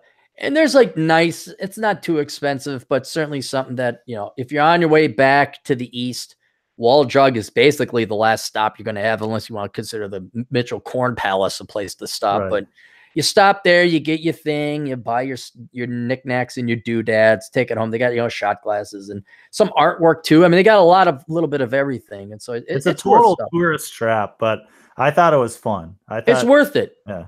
Yeah, it's definitely worth it. What what the most underrated thing though that I've never heard anybody else say about South Dakota, and I thought it was just amazing. And you could do this on the way out. Underrated in South Dakota on the way. No, it ain't that fucking nuclear launching. I love the site that you and Doc think is the greatest thing. It was great. Oh God, it was awesome. You too. You went there? Did you go there finally? No, I drove. Go there. It's cool. By the way, It taps into that whole apocalypse feel. It's great. All right. I'll go there. The next time I'm not in a rush doing boring things like hiking, canyoneering, rafting, shooting guns, fossil hunting, agate hunting, climbing really mountains, cool. smoking cigars. When my choice is church or go to the missile silo place, I'll go to the missile silo place. It's cool. It's really cool. Doc loved it. He's like, oh yeah, it's really good. It's like a monument to the end of the world. That's what it is. It's a monument to the end of the world. It's fantastic.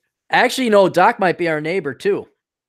Oh, really? Yeah, he was scoping out property there too. And we knew because he's like, yeah, I was out near Caputa. I'm like, Caputa? I said, did you stop over at I forget the name of it. There's only one bar and restaurant. He's like, yeah, I talked to the guy there. I'm like, yeah, I talked to the guy there too. He's like, yeah, we're thinking. I'm like, why would you live in Caputa? That's way the hell out there, man. I'm like, get closer to the mountains. And, oh, no, I kind of want that. But yeah, Doc might be our neighbor out there too. Cool.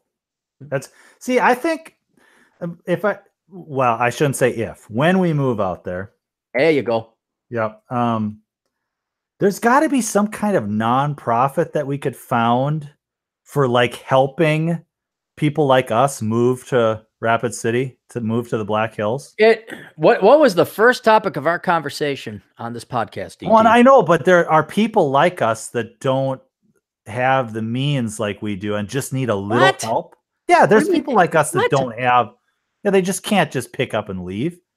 And if you just give them, if you start like a nonprofit and help people move, just maybe help them slightly with moving expenses to escape the liberal hellholes in which they're living and come to the redoubt of South Dakota where there's people like them. They're refugees from Democrats, right? Right. No, I understand. You could found a charity like that where you no. And then brings in more money to Rapid City, more economic activity. What the fuck is this What? Oh, you made such piss poor decisions. No, but can't move. You need my help to have you move. We take a good percentage, right? I mean, you got to pay yourself first. Why? As a nonprofit, all these people you rip on all these people that are part of nonprofits. You might as well, when in Rome, start your own nonprofit. You get out there. We're going to have so much fun shit to do. You'll actually leave the house. That's how fun South Dakota is. It's going to be so fun. You'll actually leave the house, DT, and I almost can guarantee it. We're not going to waste our time with a nonprofit. The only thing I would waste a nonprofit time is to make sure liberals don't move to South Dakota. Yeah. That would be about the only thing I would do. Yeah. Public service messages about how there's so many, racists in South Dakota. No. What I would do is people. I would send all the drunk Indians in downtown Rapid City. Here's a bus ticket to Minneapolis and a list of their social services. Right. Go there. You get some dipshits from California. Here's a bus ride to the Twin Cities, and they love you, communist swipple. Well, there you go. Socialist exchange program. Yeah. We'll take all those dirty, nasty working people off your hands. We'll give you all of our bums. Yeah, that's right. Exactly. Yeah, exchange program. Yeah, no, that's still going to be too much of my time and effort. When I get out there, I'll let you. You just need to give me 1 week with you during the summer out there, DT, and you're going to be like, nonprofit what? Huh? Donate my time? Donate my time? Well, it's not donating time. It's not, you're paying yourself. There's administrative costs in and so we become what we hate the most as a nonprofit that is only there to enrich us and not actually solve the problem. Well, that's what everybody else does. I know, but why would we do that? Well, because we do help some people escape liberal hellholes. Did you contact my realtor? Yes. Okay. That would be the number one pull to Rapid City. That woman is an outstanding salesman. If any of you are serious about moving to South Dakota, shoot me an email and I will put you in contact with her. But do not contact me unless you're serious, because this woman's time does not need to be wasted. Right. Does not need to be wasted. All right. She will get enough people into South Dakota just fine on her own. The other thing is, I'm afraid that you and I are going to be pulling teeth because, as I mentioned, most of the Republicans I know are also talkers and not doers. Right. That's true. I know very conservative people. You know them too, by the way. Yep. who are prime candidates to leave. They'd like to leave, but they don't. Why? Well, we got family here, we got this there, and we have that there. And I'm like, did you hear about these things called airplanes? Right. And they fly in and out and this or and that. Skype, for fuck's sake, or what we're doing right now. Yeah, but that, and already I wasted too much time trying to convince them. Right. It's depressing. You want to talk about after enjoying the decline, what happens next? Kind of depression when you realize how few fucking people do it. Well, that's where I'm at. like you got the full throttle open, you just whap, whap, whap, and you zoom past the finish line, and you're like, I can't believe the engine didn't blow up, and I'm the greatest. And you turn the motorcycle side, and you just whap, and you like take off your helmet, and you say, fucking hey guys, see what we did, and you turn around, there's no one behind you because no one keeps the fuck up. There's nobody there. You're just there by yourself, like guys. Then you like call. You're like, hey, what the fuck are you doing? Oh yeah, you took off and you were going pretty fast. We stopped at McDonald's and we got as far as Shakopee. And we found out, Bob looked it up, South Dakota. You weren't talking about Sioux Falls. You're going all the way to the other side. That was 9 hours away. You were going to where the weather's actually fucking nice. Where the weather's nice and there's things to do and the buffalo are out there. You just, I kind of like the seasons. I kind of got used to having Keith Ellison's dick up my ass. It's kind of nice. You get used to it once it's there. And those are the Republicans. Those are the conservatives. These are the gun on. And it's like, I'm not pulling teeth. That was my breaking point, or that was the test. That was for sure was the Keith Ellison thing. That was a buddy of mine. A buddy of mine is in the state government. He's an elected person. Yep. Friend of mine, and he said, yeah, man, Keith Ellison gets elected, I might have to think about getting the fuck out of here, basically is what he said. And I'm like, you know what, you're right. That is the litmus test. If this state votes for that man a month after Kavanaugh, the whole Kavanaugh thing, if they actually vote for this guy, this state is so fucking gone. This state is so far gone. It could vote for every other Democrat, but then not vote for Keith Ellison to be consistent with what they've been saying for the last 3 months. Then at least I'd go, okay, they're at least abiding by their own principles, however fuck they might be. But they're so far gone here in Minnesota that was the litmus test. That was the decision point, was Keith Ellison getting elected. If I don't like Keith Ellison any more than you do. But if people weren't already committed to leaving this state before Ellison got elected, they'll stick around for him now. I am convinced, not only are we talking conservatives, are they spineless and they're lazy and they're weak and they won't do what they say. They'll just complain. But Minnesota conservatives and Republicans are a particular breed of wimps, a particular breed of talkers and not doers. And I'm done looking over my shoulder, and not just political terms either. I'm done looking over my shoulder to see if anybody else is coming with on many capacities and regards. And I'm not doing that anymore. I'm just going, because every time I look over my shoulder, I got to stop the engine, turn back. No, and I got to start it up again. It's like, you know what? I'm done. No one's coming. No one's coming. The offer's there. I've contacted people that I think would like to go. I say, here's my realtor. I think she's awesome. I would love to give her as much business as possible. I would love to have as many people who are conservative, libertarian, or just simply not leftists, just workers, come on out to South Dakota.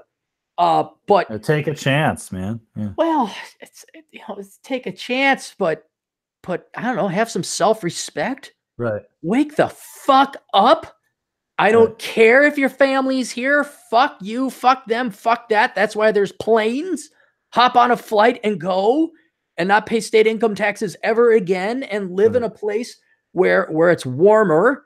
And you know what? It's like 1983 all over again. You don't think about race every day because no one else gives a shit about race. They're having a good time working.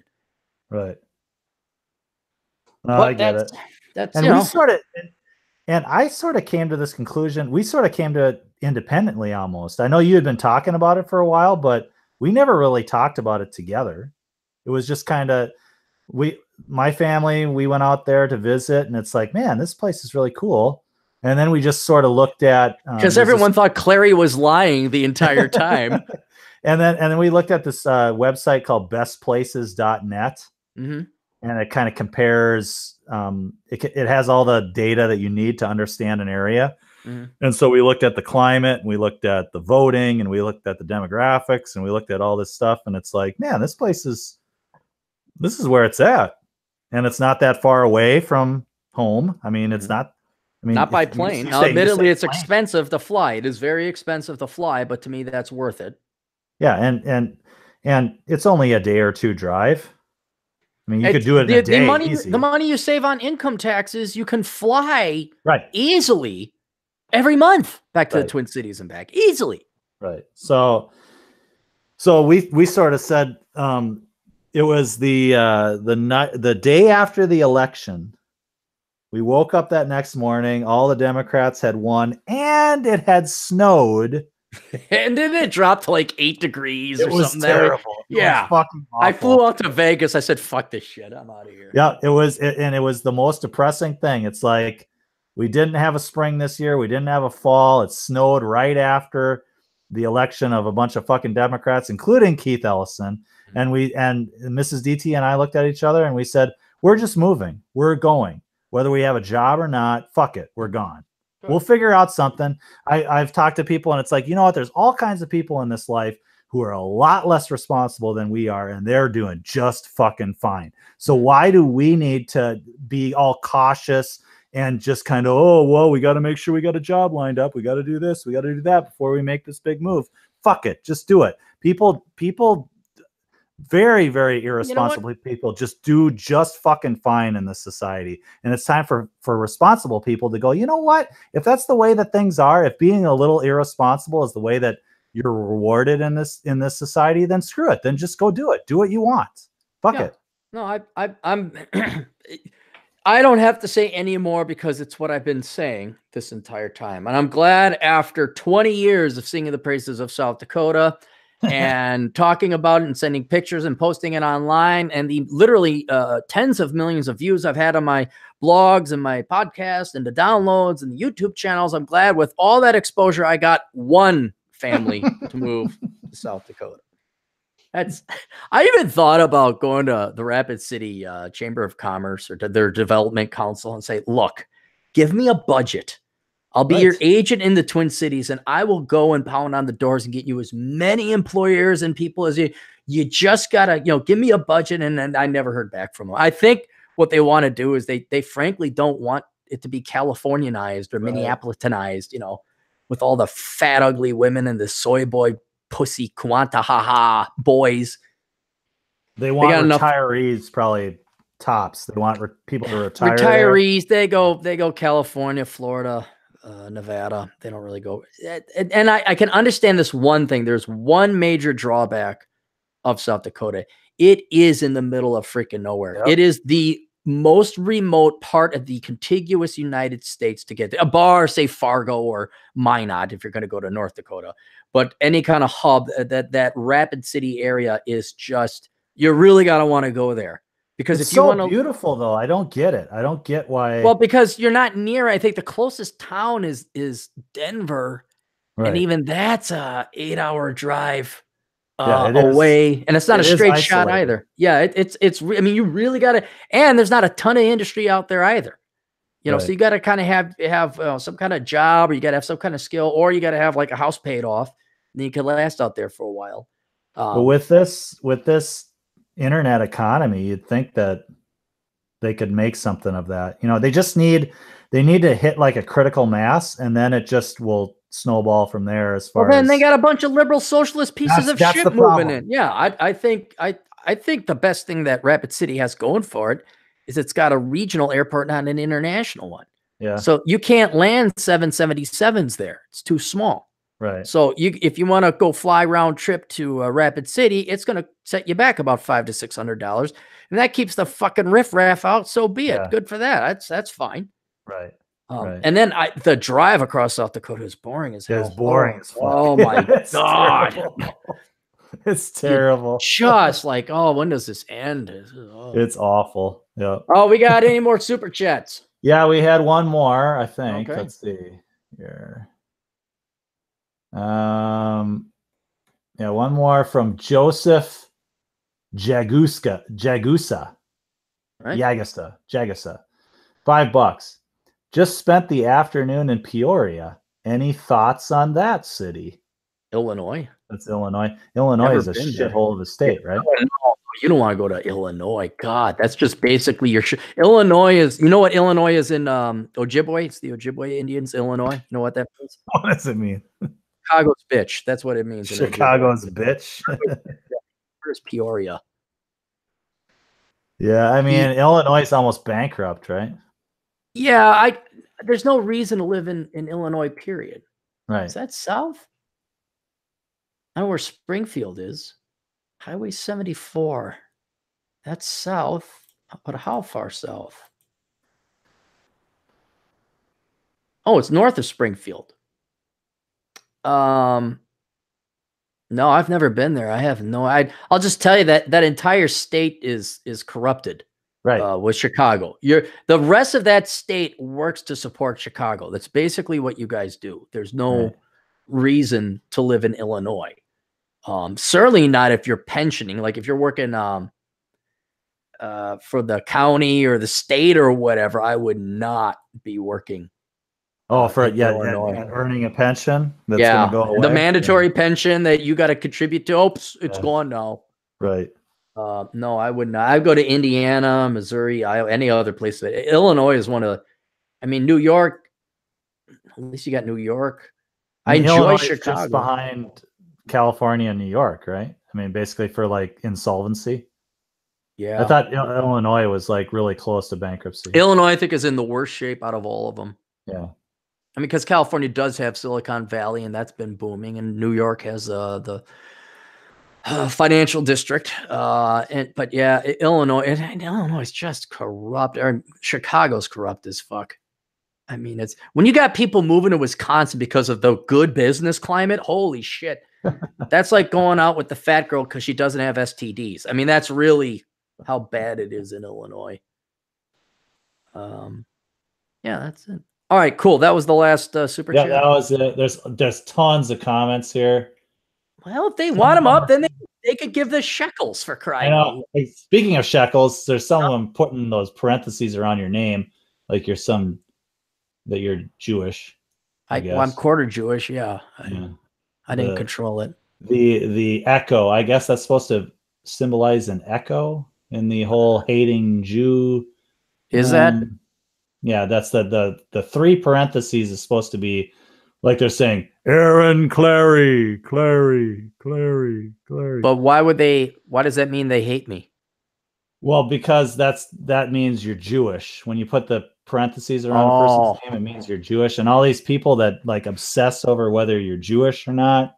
Yes. I mean, it's like, I don't get it. You know what would be easier if you just do the Chad Elkins thing and say Clarey equals Jew. Just put the equals. That'd be a little bit more understandable. Like Clarey equals Jew.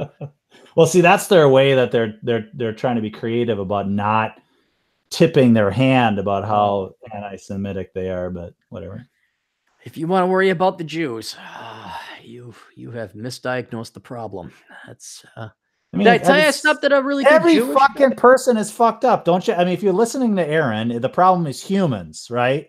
It doesn't matter what kind, what brand or variety of human that you are. If you're human, it's more than likely that you're a piece of shit. And so you need to try to not be a piece of shit if you're a human. And that's why you tune in here at Aaron Clarey's podcast, is to try to not be a piece of shit.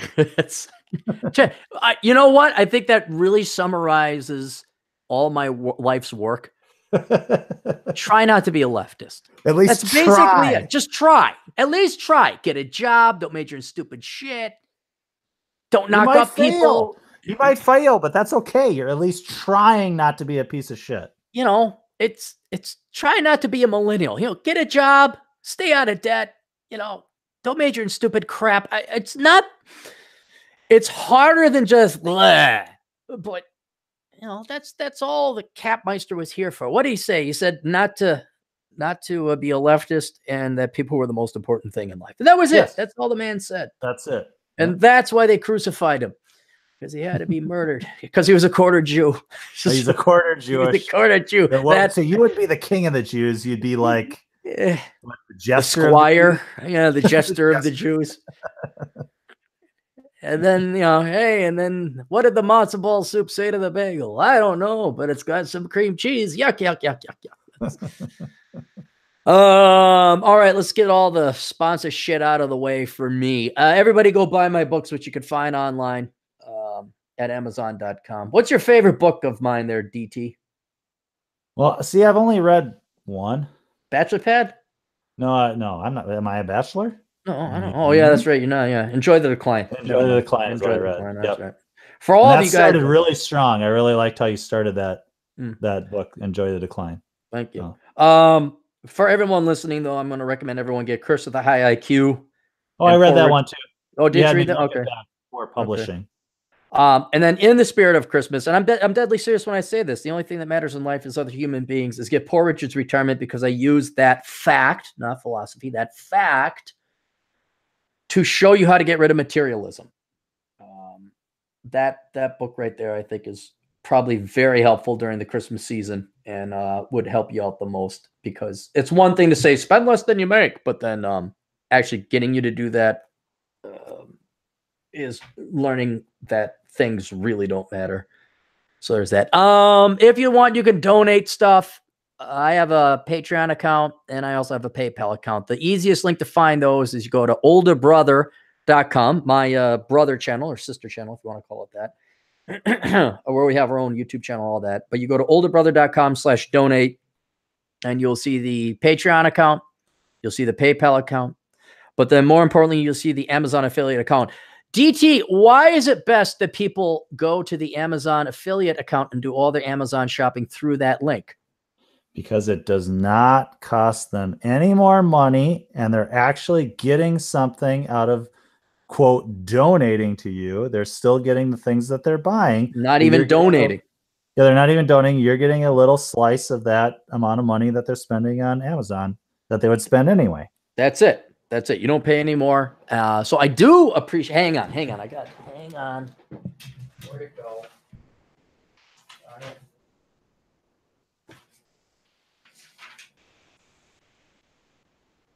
Darn it. What?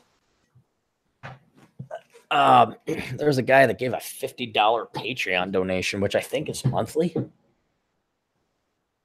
DT, you there? Hello? Yeah, I'm here. Oh, yeah. No, so I wanted to say thank you to the guy, and I had his name written down, but then I lost that piece of paper. So I do want to give a hat to. I mean, yeah, thank you guys. If you want to donate, go ahead. And many people do. We're up to like $84 a month now on Patreon. Huh. That's like more than beer money. That's awesome. But yeah, seriously, if you really want to help out, aside from the free stuff like writing reviews for the books, liking the video that we have now, telling friends about the podcast and sharing and all that other stuff, helping out people with asshole consulting. If a buddy of yours has a problem but needs a swift kick in the ass, tell them about this. That's what will help out the most, is spreading word of mouth, but then also doing all your Amazon shopping through my Amazon affiliate program. That's the best way to do it. Otherwise, if you want, you can all go to CaptainCapitalism.blogspot.com. Look for the cute chick in the naughty white Santa outfit with the really cool high white boots. Have you seen that, DT? Seen what? Have you gone to Captain Capitalism recently? Is it the Amazon affiliate has got a really awesome looking chick? Yeah. Yeah. I saw that. Yeah. It caught my attention. Yeah. It caught your attention? Good. Yeah, did you buy anything on Amazon? It worked. Wait. Did it work? Did you buy anything? It didn't work that well. No, it didn't work. Okay. So I just made you happy. Yes, it gave me the endorphins for a brief few seconds. Anyway, go there. You can click on that, Cal. That takes you to the same link. It's the same thing. And that's about it. All right. Are we clear on the super chats? Yep. There's still some Jew talk going on. He's blaming the Jews for everything in the world. But all right, I mean, the best thing I've heard about the whole Jew thing is just like, if you buy into that, if you buy into that the Jews are controlling everybody's minds and that the only reason why people are stupid is because of the Jews, you buy into the master-slave dynamic, and then it's futile and pointless is what you're saying? Yeah. I mean, why, if you buy into the whole idea that people don't have a fucking choice whether to follow you're this shit. Yeah, you're defeated. Yeah. They deserve that. And actually, they deserve to be defeated. I mean, if it's that easy that you just put some music out there and some movies out there that make people bend to your will, then they deserve to be conquered. They deserve to be slaves. So, no, don't be a fucking slave. Don't be a slave. All right, exactly. DT, I got to go into my secret Jew meeting where we take over the world and plan further global domination. Right. I'm only a quarter Jew, so I sit like at the bottom. We need to get you a hat. We need to get you a hat. Rabbi hat. Jew hat. What is a Jew hat? Is it just a worker's hat? What? A yarmulke? I don't know what they put fucking things. No, they got that thing. They got the little cap. That goes a little cap on your head with a swirly swirl on it, like a nautilus shell that will allow you to tap into shell. Yeah, will allow you to tap into the universe even more to bend people to your will. No, it's just a little black circle that they put on the back of their head.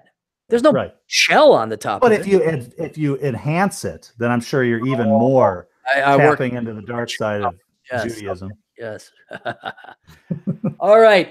Thank you, DT, for being on the show with me. I really appreciate it very much. Say hi to the wife and kids for me. Thank you for calling my realtor. And serious about that, guys. If you are serious about moving to South Dakota, let me know. My realtor is a very good person. I love to send her as much business as possible because she did help me out. Just none of you fuckers move near me. No, I'm kidding. If you want to move near me, you certainly can. There are parcels for sale out in that area. But thank you, everybody, for listening. Thank you for the donations in the super chat. I hope all of you guys have a good Christmas. This will be the last podcast until January the 4th. I'm going to be driving down to Vegas for my annual winter retreat because Minnesota winter sucks. What else? I will not be writing any posts either. The blog, maybe I'll link to the blog or something. I will be doing asshole consulting because I cannot let that accrue and fester. That'll just become too much. So if you need any questions or any advice, go to assholeconsulting.com. I will be there. But otherwise, old Cappy will be on hiatus for how many days is that? Is that 2 full weeks I'm taking off? Yeah, it's 2 full weeks to the day. You know the last time I took 2 full weeks off? I don't know. What? I don't know. I'm asking you because I should have don't remember. It's been a long ass time. Time off. Hey, Clarey. Happy Hanukkah. It's over. I have a buddy who's Jewish. I said, hey, happy Hanukkah. She's like, Aaron, it's been over for a week. I'm like, what? I'm like, I thought it went like concurrently with Christmas. She's like, no, it ends like early December. I'm like, oh. It's not Hanukkah. It's Hanukkah. It's like Hanukkah. No, that's like when all the fat middle-aged white women want to date Latinos at the salsa scene, and they say, "I am dating Eduardo, and we dance the salsa." You're dating Ed, and you dance salsa? No, Eduardo, and we dance the salsa. You mean you're a divorcee who's post-wall, and he needs a green card? How dare Eduardo loves me? Ed loves you? Ask Atham about those girls. He got a lot of them. That's all right. We'll see you guys later. We'll see you 2019. Toodles.